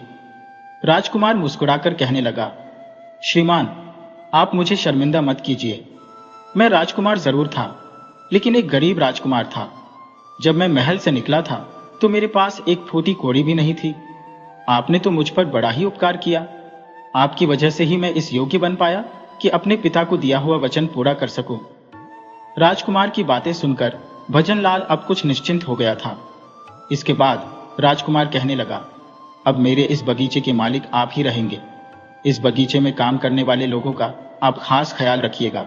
भजनलाल ने राजकुमार को इस बात का वचन दिया और फिर कुछ दिनों का सफर तय करने के बाद राजकुमार वापस अपने महल में पहुंच गया। महाराज और महारानी अपने बेटे को देखकर बहुत खुश हुए। राजकुमार ने अपने साथ लाई हुई अशर्फियों की थैली महाराज को दे दी और कहने लगा, पिताजी, आपके आदेश के अनुसार मैंने एक गरीब आदमी के भेष में पूरे राज्य की सैर कर ली है। हमारे राज्य में बहुत से लोग गरीबी की जिंदगी बिता रहे हैं। इसका एक बहुत बड़ा कारण यह भी है कि हमारे राज्य के कई राज्य कर्मचारी अपना काम ईमानदारी से नहीं कर रहे हैं।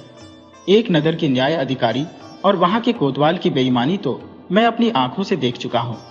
मेरी प्रार्थना है कि मैं आपको उन दोनों के नाम और पते बताऊंगा। आप उनके विरुद्ध कार्यवाही कीजिए। इसके अलावा मैंने अपनी यात्रा में देखा कि हमारी प्रजा के कई लोग ऐसे हैं जिनके पास अपना जीवन जीने के लिए उचित रोजगार भी नहीं है। हमारे राज्य के कई छोटे छोटे बच्चे ऐसे हैं जो पढ़ने के लिए गुरुकुल नहीं जाते।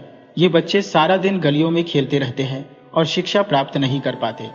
इसीलिए हमें अपने राज्य में कई गुरुकुल और पाठशालाएं खोलनी होंगी। इसके अलावा राज्य में कई नौजवान ऐसे हैं जो बहुत कम मजदूरी में अपना जीवन चला रहे हैं, क्योंकि उन्हें किसी भी तरह का कोई हुनर नहीं आता। मुझे यह देखकर और भी दुख हुआ कि राज्य में पानी के कुएं बहुत कम हैं। गांव की औरतों को पानी के लिए लंबा सफर तय करना पड़ता है। इसीलिए हर गांव और कस्बे में नए कुएं खुदवाने की व्यवस्था की जाए। महाराज अपने बेटे की सभी बातें सुनकर बड़े खुश हुए और कहने लगे, राजकुमार, हमें मालूम है कि यह सभी बातें जानने के लिए तुमने बहुत तकलीफें उठाई हैं, लेकिन इन बातों से अब हमारी आंखें खुल चुकी हैं। हम कल से ही यह आदेश जारी करेंगे कि राज्य में गुरुकुल और पाठशालाएं खोली जाएं। हर गांव और देहात में जगह जगह कुएं खुदवाई जाए।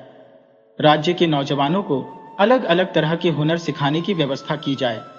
साथ ही अपने राज्य कर्मचारियों को पूरी ईमानदारी से काम करने का आदेश भी दिया जाएगा। यदि कोई भी बेईमानी करते हुए या रिश्वत लेते हुए पकड़ा गया तो उसे तुरंत कारावास में डाला जाएगा। साथ ही तुम जिस न्याय अधिकारी और कोतवाल के बारे में हमें बता रहे हो, उन्हें भी दंड दिया जाएगा। और फिर इसके बाद ऐसा हुआ भी। कुछ दिनों में ही महाराज के आदेश का पालन होना शुरू हो गया। ज्यादा समय नहीं लगा और महाराज के आदेशों की वजह से राज्य की जनता अब खुशहाली से अपना जीवन बिताने लगी। महाराज, रानी और राजकुमार अपने राज्य की जनता को खुश देखकर बहुत प्रसन्न थे। कुछ समय के बाद राजकुमार का विवाह पड़ोस के ही एक राज्य की सुंदर राजकुमारी के साथ कर दिया गया। इसके बाद महाराज ने अपने बेटे का राज तिलक किया और अपने राज की राजगद्दी उसे सौंप दी। साथ ही अपनी बाकी की जिंदगी ईश्वर की भक्ति में गुजारने लगे। तो दोस्तों, आपको आज की कहानी कैसी लगी, ये कमेंट करके जरूर बताइएगा। इसी तरह की मजेदार कहानियां देखने के लिए चैनल को सब्सक्राइब कर लीजिए और वीडियो को लाइक करना बिल्कुल मत भूलिए।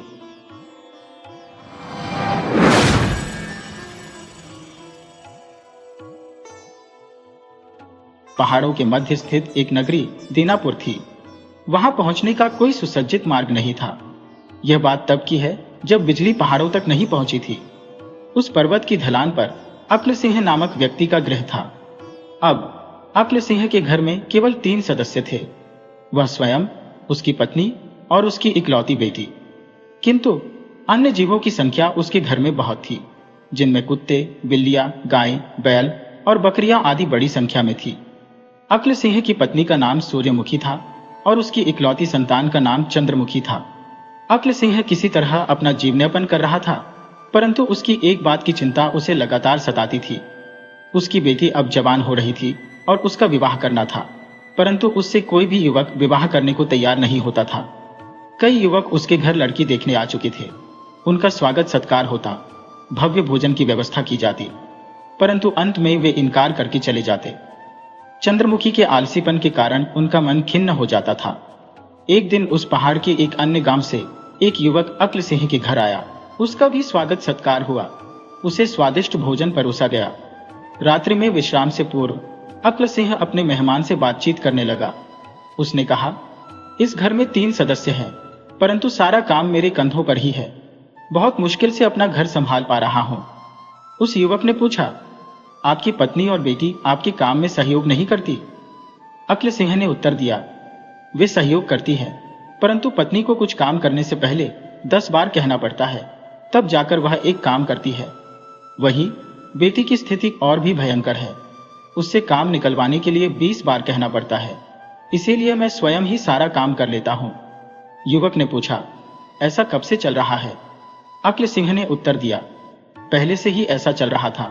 हम बूढ़े बुजुर्गों का तो चल गया, पर बेटी के साथ ऐसा कब तक चलेगा? कोई उससे विवाह करने को तैयार नहीं होता। कोई आता भी है तो देखकर चला जाता है। यही बात सदैव मेरी चिंता का कारण होती है। बेटी बड़ी हो चुकी है, आज या कल तो मुझे उसका विवाह करना ही है। उसे ऐसे कब तक घर में बिठाए रख सकता हूं? मुझे समझ में नहीं आता कि अब मैं क्या करूं। उस युवक को अक्ल सिंह की चिंता वाजिब लगी। उसने कहा, देखिए, मैं भी गांव का लड़का हूं। मेरे माता पिता नहीं है, आज तक मेरा भी विवाह नहीं हुआ। खेत खरिहान करके मैं जीवन चलाता हूं। मानकर खाने की स्थिति नहीं आती है। मैं आपकी पुत्री से विवाह करने को प्रस्तुत हूं, पर मेरी एक शर्त है। अक्ल सिंह ने कहा। बाबू ने कहा, अगर विवाह के लिए तैयार हो तो तुम्हारी हर शर्त मुझे स्वीकार है। अक्ल सिंह ने कहा, तो मुझे कल ही अपनी बेटी दे दीजिए और उसके साथ मुझे बिल्ली, कुत्ते और बकरी का बच्चा भी दीजिए। यही मेरी शर्त है कि आपकी बेटी के संग मुझे जानवर के बच्चे भी चाहिए। प्रसन्न होकर अक्ल सिंह ने रात भर में सारी तैयारी कर दी और सुबह होते ही दोनों का विवाह कर दिया और फिर शाम तक विदा कर दिया। सांझ होने से पहले ही वह युवक दुल्हन को लेकर अपने घर पहुंच गया। घर पहुंचकर युवक ने गाय और बैलों के लिए घास की व्यवस्था की, भोजन तैयार किया और सबको खाना परोसा, यहां तक कि कुत्ते, बिल्ली और बकरी के लिए भी। अपनी पत्नी को भोजन दिया, बर्तन मांजे और रात को सो गया। सुबह उठकर उसने चाय बनाई, पत्नी को भी दी और खुद भी चाय पीकर अपने दैनिक कार्यों में जुट गया। इसके बाद भोजन तैयार करके सबको परोसा, बर्तन और घर साफ किया और खेतों को जाने के लिए तैयार हो गया। जाते जाते उसने कुत्ते के पिल्ले से कहा, मैं खेतों की ओर जा रहा हूं, तुम मेरे पीछे से घर का काम काज देखना, भोजन तैयार करना, बैलों और गायों के लिए घास काटना, घर का सारा काम अच्छे से करना। यह कहकर वह युवक खेतों को चला गया। शाम को थका हारा जब वह घर लौटा तो उसने पिल्ले से पानी की मांग की, परंतु पिल्ले ने कोई उत्तर नहीं दिया। खाने के बारे में पूछा तो भी कुछ तैयार नहीं था। युवक ने गुस्से में आकर कुत्ते के पिल्ले की छड़ी से बहुत पिटाई की और उसे घर से बाहर निकाल दिया। अंत में खाना बनाकर सबको परोसा, साफ सफाई की और सो गया। अगले रोज भी उठकर उसने घर का सारा काम किया और खेतों में जाने से पहले बिल्ली के बच्चे से घर का कामकाज संभालने को कहकर चला गया। आज भी कोई काम नहीं हुआ। शाम को घर पहुंचा तो वह गुस्से से भर गया और बिल्ली के बच्चे को छड़ी से बहुत पीटा, उसे भी घर से बाहर निकाल दिया। फिर स्वयं ही घर का सारा काम करने लगा। अगले दिन बकरी के बच्चे की बारी आई। उस युवक ने उसे भी घर के सारे कार्यों के संबंध में कई हिदायतें दी और खेत खलियान को चला गया। यह सारा दृश्य उसकी पत्नी चुपचाप देखती रही, पर कुछ नहीं कहा। जब भी कोई कार्य पूरा नहीं होता, देख, उस युवक ने एक झटके में बकरी के बच्चे का गला शरीर से अलग कर दिया और रात को उसी की सब्जी बनाकर पूरे घर को परोस दी। अगली सुबह सारा कार्य समाप्त कर घर से प्रस्थान करते हुए युवक ने अपनी पत्नी से कहा, देखो, मैं खेतों की ओर जा रहा हूं, घर का समस्त कार्य देख लेना। गायों को चारा देना, उनके लिए घास काटकर तैयार रखना, घर की सफाई करना और सभी के लिए भोजन भी बना देना। तुमने देखा, जिन्होंने अपना कार्य नहीं किया, मैंने उनका क्या हश्र किया था। इसलिए तुम समय पर अपना काम निपटा लेना। शाम को जब युवक घर लौटा तो उसने पानी के लिए पत्नी को पुकारा। पत्नी डरते हुए तुरंत पानी लेकर आ गई। युवक ने घर और बाहर देखा तो सब कार्य व्यवस्थित था। दोनों ने भोजन किया और सो गए। अब धीरे धीरे युवक के बिना भी उसकी पत्नी सारा काम करने लगी। उसे काम करने की आदत हो चुकी थी। अब वह पहले की तरह आलसी नहीं रही। पति बाहर का काम संभालता और पत्नी घर के अंदर का। सब कुछ ठीक ठाक चल रहा था। शादी के बाद बेटी की कोई खोज खबर नहीं मिली। यह सोचकर अक्ल सिंह अपने दामाद के घर पहुंच गया। अपने ससुर को देखते ही युवक ने पत्नी से कहा, पिताजी के लिए चाय और खाने का प्रबंध करो। बेटी सारा काम कर रही थी। अक्ल सिंह अपनी बेटी में आई इस परिवर्तन को देखकर आश्चर्यचकित रह गया। उसने दामाद से जानना चाहा और पूछा, अगर इतनी जल्दी और इतनी आसानी से तुमने अपनी पत्नी को बदल दिया तो वह उपाय मुझे भी बताओ, ताकि मैं भी तुम्हारी सासू मां को बदल सकूं। युवक ने कहा, ससुर जी, कल सवेरे आपको यह नुस्खा बताया जाएगा जिसके बलबूते पर मैंने अपनी पत्नी में परिवर्तन लाया है। अब रात काफी हो चुकी है, आप निश्चिंत होकर सो जाइए। इतना कहकर वे दोनों सो गए। सुबह उस युवक ने मिट्टी के फूटे हुए बर्तनों को इकट्ठा किया और उन्हें तोड़कर धूल बनाया। वहीं दूसरी ओर वह कुछ गीली मिट्टी लेकर आया। इसके बाद उसने अपने ससुर को बुलाया और कहा, आप उस फूटे हुए मटके की मिट्टी से घड़ा या कुछ भी बनाइए, मैं इस गीली मिट्टी से कुछ बनाता हूं। युवक ने उस गीली मिट्टी से कई आकार के बर्तन बना डाले, जबकि ससुर जी उस पक्की मिट्टी के चूरे से कोशिश करके भी कुछ नहीं बना पाए। अंत में उन्होंने अपनी असफलता स्वीकार की। तब युवक ने कहा, एक बार जो मिट्टी पक चुकी है उसे बदलना या उससे कोई दूसरी वस्तु निर्माण करना आसान नहीं है, जबकि किसी भी गीली और कच्ची अवस्था में हम उसे बदलकर आसानी से कोई भी आकार दे सकते हैं। ऐसा कहकर उसने अपने ससुर जी से कहा, अब सासू मां के जीवन में किसी तरह के परिवर्तन की उम्मीद करना बेकार है, क्योंकि अब उनमें इतनी नरमी होती ही नहीं कि उनमें कोई परिवर्तन लाया जा सके। ससुर जी समझ गए कि अब उन्हें अपनी आलसी पत्नी के साथ ही पूरा जीवन बिताना पड़ेगा, लेकिन वह खुश थे कि उनकी बेटी इस आलसीपन से बाहर आ गई थी। इसका सारा श्रेय वह अपने दामाद की बुद्धिमानी को देते थे। अगले दिन ससुर जी वापस अपने गांव लौट गए। अब उनका मन संतुष्ट और शांत था कि उनका दामाद बहुत ही बुद्धिमान व्यक्ति है। अक्ल सिंह खुश था कि उसकी बेटी और उसका पति अब एक खुशहाल जीवन बिता सके। सीलमपुर के छोटे से गांव में साहूकार सुखी चंद अपने परिवार के साथ रहता था। सुखी चंद के परिवार में उसकी पत्नी, एक बेटी और एक बेटा था। सुखी चंद केवल नाम का ही नहीं बल्कि असल में भी सुखी था। उसके पास शानदार हवेली, नौकर चाकर और शान व शौकत सब कुछ था, लेकिन यह सब उसने गरीबों का खून चूस कर ही बनाया था। साहूकार सुखी चंद गांव वालों को बहुत ज्यादा सूद पर कर्जा देता था। यही उसका धंधा था। अक्सर लोग तंगी के दिनों में या किसी त्योहार, विवाह, शादी के मौके पर सुखी चंद से कर्जा ले लेते थे। जब फसल अच्छी होती तो थोड़ा थोड़ा करके कर्जा उतारने लगते, लेकिन जिस साल सूखा पड़ता तो कर्ज तो छोड़ो, गांव वाले सूद तक नहीं दे पाते थे। सुखी चंद ऐसे ही मौकों की फिराक में रहता था। वह उनकी मजबूरी का फायदा उठाकर उनकी जमीनों पर कब्जा कर लेता और उन्हें बेचकर खूब पैसा कमाता। इस धंधे में उसका बेटा भी उसका पूरा साथ देता था। दोनों बाप बेटे हर समय किसी न किसी गरीब की जमीन हड़पने की योजना बनाते रहते। एक दिन एक दूसरे नगर से कोई बड़ा व्यापारी साहूकार से मिलने आया। उसने सुखी चंद को गांव में जमीन खरीदने की अपनी इच्छा बताई। सुखी चंद की तो मानो खुशी का ठिकाना ना रहा। घर बैठे बैठे जमीनों का ग्राहक जो मिल गया था।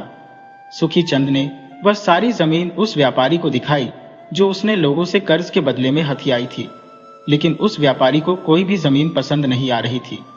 गांव में घूमते घूमते आखिरकार उस व्यापारी को एक जमीन का टुकड़ा पसंद आ ही गया। व्यापारी ने सुखी चंद से उस जमीन के बारे में पूछा तो साहूकार सोच में डूब गया। असल में वह जमीन एक बिन माँ बाप की लड़की पुष्पा की थी जो उसी गांव में रहती थी। पुष्पा के माँ बाप ने साहूकार सुखी चंद से 20,000 रुपए का कर्ज लिया था, मगर उसे चुकाने से पहले ही नदी में बह जाने से दोनों की मृत्यु हो गई थी। बेसहारा पुष्पा का हाल देखकर गांव की पंचायत ने साहूकार से उस जमीन पर कब्जा ना करने को कहा।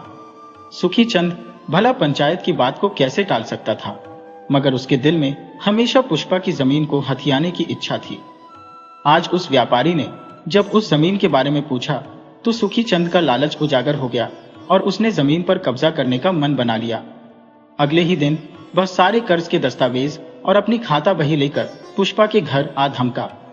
सुखी चंद ने अपना कब्जा वापस करने की बात कही और ऐसा न करने पर जमीन पर कब्जा करने की धमकी भी दे दी। पुष्पा ने हाथ जोड़कर दया की भीख मांगी, लेकिन सुखी चंद के दिल पर रत्ती भर भी असर नहीं हुआ। गुस्से में पैर पटकता हुआ साहूकार वहां से चला गया। कब्जे की बात सुनकर पुष्पा फिर से पंचायत के मुखिया के पास गई और अपनी जमीन बचाने की गुहार लगाने लगी। मुखिया भी आखिरकार कब तक उसे बचा सकता था। फिर भी पंचों ने यह फैसला किया कि पुष्पा एक साथ पूरा कर्ज नहीं उतार सकती, तो 5,000 करके वह 4-5 महीनों में यह कर्ज चुका दे।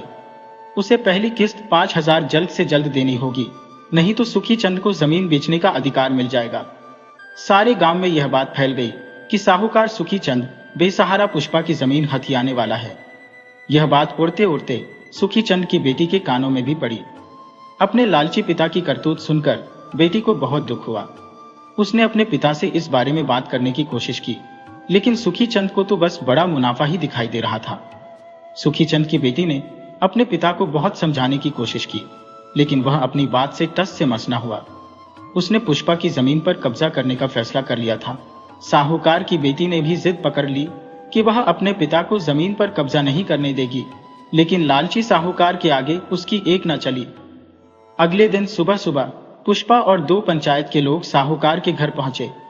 पुष्पा ने कर्ज की पहली किस्त 5,000 सुखी चंद के मुंह पर मार दिए और साथ ही कहा कि वह जल्द ही बाकी रकम भी चुका देगी। किस्त की पहली रकम लेकर पुष्पा वहां से चली गई। अब क्योंकि किस्त मिल चुकी थी, तो साहूकार पुष्पा की जमीन पर कब्जा नहीं कर सकता था। इधर सुखी चंद का दिमाग घूम गया। वह सोच में पड़ गया कि आखिर इस गरीब बेसहारा पुष्पा के पास इतना पैसा कहां से आ गया, जो कल तक दाने दाने के लिए तरस रही थी और मेरे सामने भीगी बिल्ली बनकर रहती थी, वह आज शेरनी की तरह गरजने कैसे लगी। कुछ समझ में नहीं आ रहा था। साहूकार ने गांव वालों से पूछताछ की, लेकिन कोई भी उन रुपयों के बारे में नहीं जानता था। कुछ ही दिनों में पुष्पा फिर से सुखी चंद के घर आई और पूरी रकम सूद समेत वापस लौटाकर अपनी जमीन और कर्जे के कागजात लेकर वापस चली गई। साहूकार के हाथों से मानो सोना उगलने वाली जमीन निकलती जा रही थी। वह परेशान था कि पुष्पा के पास इतना धन कहां से आ रहा है, पर वह कुछ भी नहीं कर सकता था। इसी तरह से कुछ समय और बीत गया। एक दिन साहूकार सुखी चंद के चेले चपाटों ने खबर दी कि पुष्पा ने अपनी जमीन बेच दी है।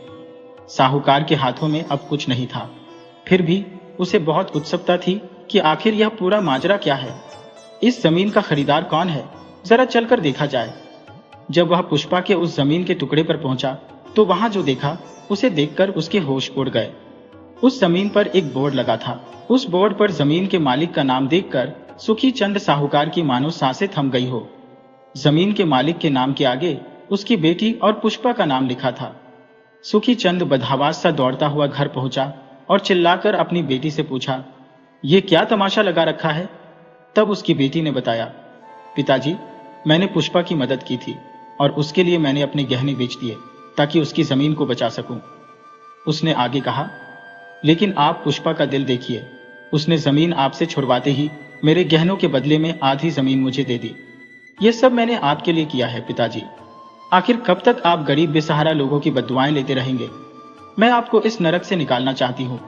गरीबों की बद्दुआएं कभी भी हम पर कहर बनकर टूट सकती हैं। अपनी बेटी का एक एक शब्द सुनकर सुखी चंद की छाती चीरती हुई जा रही थी। वह अपनी ही औलाद की नजरों में गिर चुका था। बेटी की बातें सुनते सुनते सुखी चंद की आंखों में आंसू आ गए। वह वहीं पर अपने घुटनों पर आ गया और अपने हाथों से अपना चेहरा छुपा लिया और बेतहाशा रोने लगा। पिता की आंखों से पश्चाताप के आंसू निकलते देखकर बेटी को समझ में आ गया कि उसके पिता फिर से किसी गरीब की जमीन हड़पने की कोशिश नहीं करेंगे। शर्मिंदा सुखी चंद ने अपनी बेटी से भविष्य में कभी किसी की जमीन ना हड़पने का वचन दिया। इस तरह से एक बेटी ने अपने पिता को सूदखोरी के नर्क से बाहर निकाल दिया।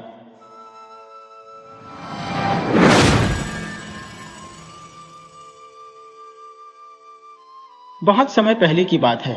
एक नगर में हरीश नाम का एक नवयुवक रहता था। दुर्भाग्यवश उसके माता पिता स्वर्ग सिधार चुके थे। गरीब होने के कारण उसके पास अपने खेत भी नहीं थे और वह दिन भर छोटे मोटे काम करता, बदले में खाने के लिए आटा चावल लेकर आता, भोजन तैयार करता और खा पी कर सो जाता। उसका जीवन संघर्षपूर्ण था और ऊपर से एक और मुसीबत उसके पीछे पड़ गई। हरीश रोज 4 रोटियां बनाकर हाथ मुंह धोने जाता, लेकिन वापस आने पर पाता कि रोटियां गायब हो जाती थी। यह सिलसिला लगातार चलता रहा। एक दिन उसने चूहे को रोटियां ले जाते हुए देख लिया और उसे पकड़ लिया। हरीश ने कहा, मेरी रोटियां क्यों ले जाते हो? मुझे भी पेट भर खाना चाहिए। चूहे ने उत्तर दिया, मैं भी भूखा हूं, मुझे रोटियां ले जाने दो। तुम्हारे सारे सवालों का जवाब मतंग ऋषि दे सकते हैं।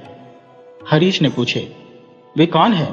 इस पर चूहे ने कहा, वे पहुंचे हुए ऋषि हैं और वे पहाड़ों में जंगलों के बीच रहते हैं। उनके पास हर सवाल का जवाब होता है।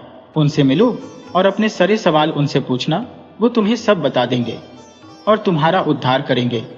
हरीश ने चूहे की बात मानी और अगली सुबह ही खाने पीने की गठरी बांधकर मतंग ऋषि के आश्रम की ओर बढ़ चला। रास्ते में उसे एक हवेली मिली जहां उसने रात बिताने की अनुमति मांगी। मालकिन ने पूछा, कहां जा रहे हो? हरीश ने उत्तर दिया, मतंग ऋषि के आश्रम जा रहा हूं। मालकिन ने कहा, उनसे मेरी बेटी के बारे में भी पूछना, जो सुंदर है पर एक शब्द नहीं बोलती। उनसे पूछना वो कब बोलना शुरू करेगी। हरीश ने कहा, जी आप चिंता न करें, मैं उनसे जरूर पूछूंगा। अगले दिन हरीश आगे चल पड़ा। रास्ता कठिन था, बर्फीले पहाड़ थे। तभी उसे एक तपस्वी मिले जो तपस्या कर रहे थे। हरीश ने उनसे मार्गदर्शन मांगा। तपस्वी ने कहा, मैं तुम्हारा सफर आसान बना दूंगा, पर तुम मेरे प्रश्न का उत्तर लेकर आना। आप खुद जब उनका पता जानते हैं तो आप ही क्यों नहीं पूछ लिए? इस पर तपस्वी ने कहा, मैं यहां से नहीं जा सकता। अगर गया तो मेरी तपस्या भंग हो जाएगी। इसलिए तुम उनसे मेरा यही प्रश्न पूछना कि मेरी तपस्या कब पूरी होगी। हरीश ने तपस्वी का प्रश्न पूछने का वादा किया और तपस्वी ने अपने विद्या से पहाड़ पार करा दिया। आगे हरीश को एक विशाल नदी मिली जिसे पार करना कठिन था। उसे नदी के किनारे एक बड़ा सा कछुआ दिखाई दिया। उसने एक बड़े कछुए से मदद मांगी। कछुए ने उसे अपनी पीठ पर बिठाकर नदी पार कराई। रास्ते में कछुए ने पूछा, कहां जा रहे हो? हरीश ने उत्तर दिया, मतंग ऋषि से मिलने। कछुए ने कहा, यह तो बहुत अच्छी बात है। मेरे प्रश्न का उत्तर भी उनसे पूछना। मैं एक असाधारण कछुआ हूं। मैं अपनी इच्छा से उड़ सकता हूं, पर मैं इस नदी से उड़ नहीं पा रहा हूं। उनसे यही पूछना है कि मैं यहां से कब उड़ सकूंगा। हरीश ने कछुए का प्रश्न पूछने का भी वादा किया। ऋषि का आश्रम नदी पार करने के बाद कुछ दूर दिखाई देने लगा। हरीश ने प्रवेश किया तो वहां के वातावरण ने उसका स्वागत किया। संध्या के समय ऋषि ने दर्शन दिए और बोले, पुत्र, तुम्हारे 3 प्रश्नों का उत्तर दे सकता हो। पूछो अपने प्रश्न। हरीश असमंजस में पड़ गया कि वह अपने प्रश्न पूछे या उसकी मदद करने वाले मालती, तपस्वी और कछुए के प्रश्न पूछे। उसने सोचा कि उसे उन लोगों का उपकार नहीं भूलना चाहिए और उनसे किए वादे को निभाना चाहिए। उसने निश्चय किया कि वह खूब मेहनत करेगा और अपनी जिंदगी बदल देगा, लेकिन पहले उन लोगों की जिंदगी में बदलाव लाना जरूरी है। हरीश ने पहले हवेली की मालकिन की बेटी के बारे में पूछा। ऋषि ने उत्तर दिया, जैसे ही उसका विवाह होगा वह बोलना शुरू कर देगी। फिर हरीश ने तपस्वी के मोक्ष प्राप्ति के बारे में पूछा। ऋषि ने कहा, जब वह अपनी विद्या किसी और को सौंप देगा तब उसे ज्ञान की प्राप्ति होगी। इसके बाद हरीश ने कछुए के प्रश्न का उत्तर मांगा। ऋषि ने कहा, यदि कछुआ अपने कवच से मुक्त हो जाएगा तो वह उड़ सकेगा। अगली सुबह हरीश ने ऋषि के चरण स्पर्श किए और वहां से प्रस्थान किया। सबसे पहले उसे कछुआ मिला। उसने कछुए को ऋषि का उत्तर बताया। कछुए ने कहा, यदि मैं अपना कवच उतार दूं तो मैं उड़ सकूंगा। उसने तुरंत अपना कवच उतार दिया, जिससे ढेर सारे हीरे मोती झरने लगे। कछुए ने वे सारे हीरे मोती हरीश को दे दिए और उसकी खुशी का ठिकाना नहीं रहा। इसके बाद हरीश ने तपस्वी से मुलाकात की। उसने तपस्वी को ऋषि की बात बताई। तपस्वी ने कहा, अब मैं कहां किसी को ढूंढने जाऊंगा, तुम ही मेरी विद्या ले लो। तपस्वी ने अपनी सारी विद्या हरीश को दे दी और उसे ज्ञान की प्राप्ति हो गई। विद्या के बल पर हरीश जल्दी ही हवेली पहुंच गया। मालकिन ने उसे देखते ही पूछा, क्या कहा ऋषि मतंग ने मेरी बिटिया के बारे में? हरीश ने उत्तर दिया, जिस दिन उसकी शादी हो जाएगी वह बोलने लगेगी। मालकिन ने खुश होकर कहा, तो देर किस बात की, तुम इतनी बड़ी खुशखबरी लेकर आए हो, भला तुमसे अच्छा लड़का उसके लिए कौन हो सकता है। दोनों की शादी करा दी गई और सचमुच लड़की बोलने लगी। हरीश अपनी पत्नी को लेकर गांव पहुंचा। उसने सबसे पहले उस चूहे को धन्यवाद दिया और अपनी नई हवेली में उसके लिए भी एक जगह बनवा दी।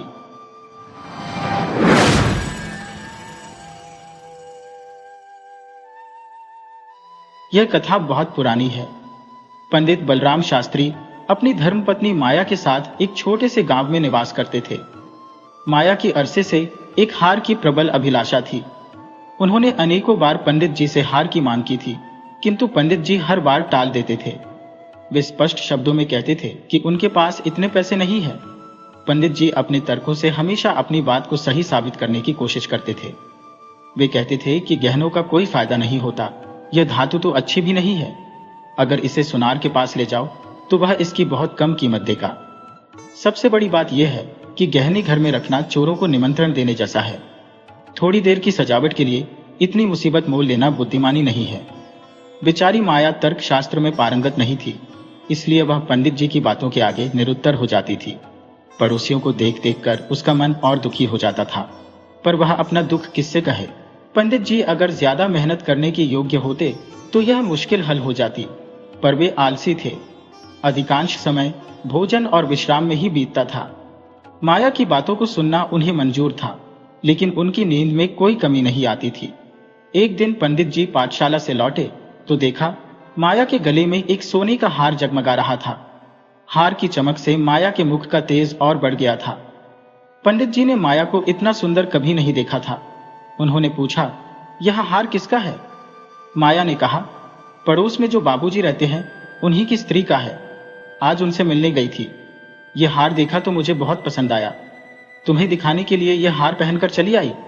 अब बस एक तू भी मुझे ऐसा ही हार बनवा दो। पंडित जी बोले, दूसरे की चीज नाहक मांग लाई हो, कहीं चोरी हो गई तो हार बनवा कर देना पड़ेगा, और बदनामी होगी सो अलग। माया ने कहा, मैं तो ऐसा ही हार लूंगी। जब सभी पहनती है तो मैं क्यों ना पहनूं? सब कुएं में कूदे तो तुम भी कुएं में कूद पड़ोगे क्या? सोचो तो, इस वक्त इस हार की कीमत 800 रुपए से कम नहीं है। अगर 1 रुपया प्रति सैकड़ा ब्याज रखा जाए तो यह वर्ष में 1000 रुपए के लगभग हो जाएंगे। लेकिन 2 वर्ष बाद यह तुम्हारा हार मुश्किल से 400 रुपए का ही रह जाएगा। इतना बड़ा नुकसान उठाकर हार पहनने का सुख लोगी तो उसका क्या फायदा?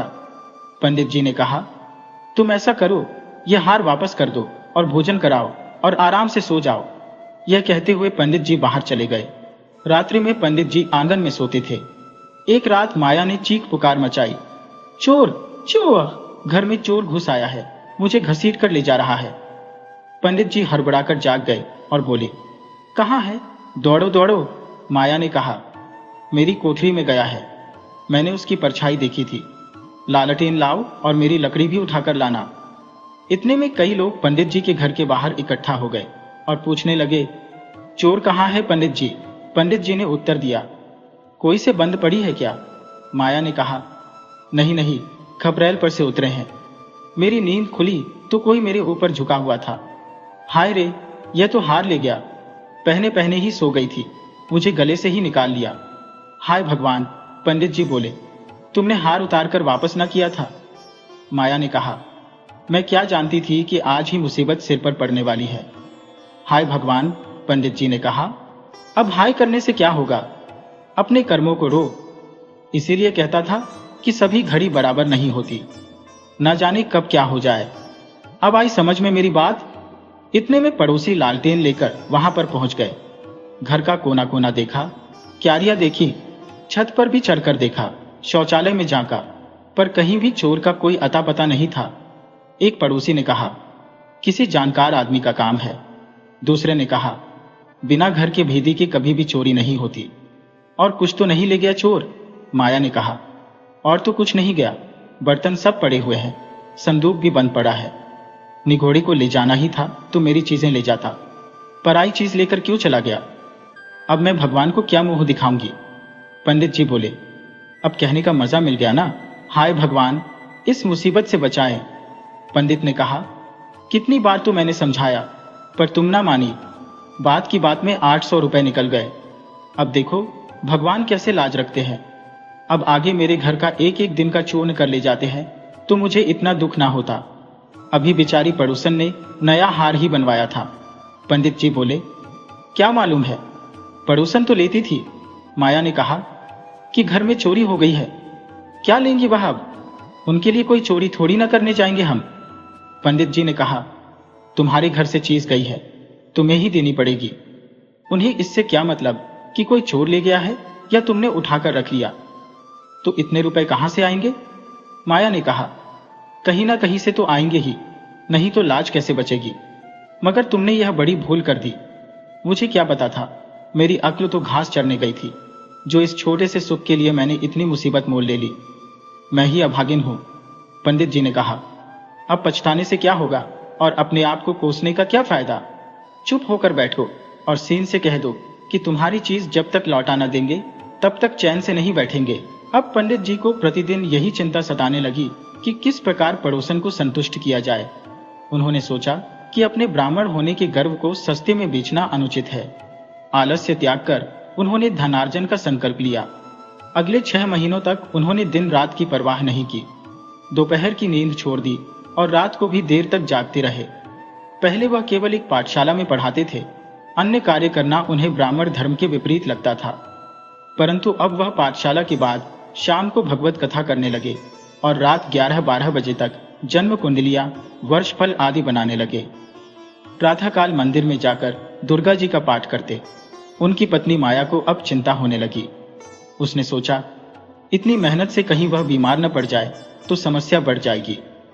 पंडित जी का शरीर कमजोर हो रहा था और चिंता के कारण वे दिन प्रतिदिन और भी पतले होते जा रहे थे। 5 महीने इसी तरह बीत गए। एक दिन संध्या के समय जब पंडिताइन दिया बाती करने जा रही थी, तभी पंडित जी आए और अपनी जेब से एक पुड़िया निकालकर उनके सामने फेंक दी। बोली, आज मैं तुम्हारे ऋण से मुक्त हो गया। माया ने पुड़िया खोली तो उसमें सोने का हार था। उसकी चमक और सुंदर बनावट देखकर माया के मन में खुशी की लहर दौड़ गई। तुम खुश होकर दे रहे हो या नाराज होकर, इससे क्या फर्क पड़ता है। ऋण तो चुकाना ही था। माया ने कहा, यह ऋण नहीं, बदला है। बदला भी नहीं तो क्या है? पंडित जी बोले, तुम्हारी निशानी। तो क्या रहने के लिए दूसरा हार बनवाऊं? नहीं, वह हार चोरी नहीं हुआ था, मैंने यूं ही झूठ मूठ का शोर मचाया था। पंडित जी ने कहा, सच? माया ने पूछा। हां सच, तुम्हारी कसम, तुम्हारे चरणों को छूकर कहती हूं। तो तुमने मेरे साथ नाटक किया था? हां, तुम्हें मालूम है तुम्हारे इस नाटक के कारण मुझे कितना मूल्य चुकाना पड़ा? क्या वह मूल्य 500 रुपए से अधिक था? हां, बहुत अधिक। मुझे अपनी आत्म स्वतंत्रता का बलिदान करना पड़ा। इसके बाद उन्होंने हार वापस लौटा दिया और माया ने अपना नया हार पाकर खुशी महसूस की। पंडित जी ने आलस्य छोड़कर मेहनत करना शुरू कर दिया और अपनी पत्नी के साथ चैन का जीवन व्यतीत करने लगे।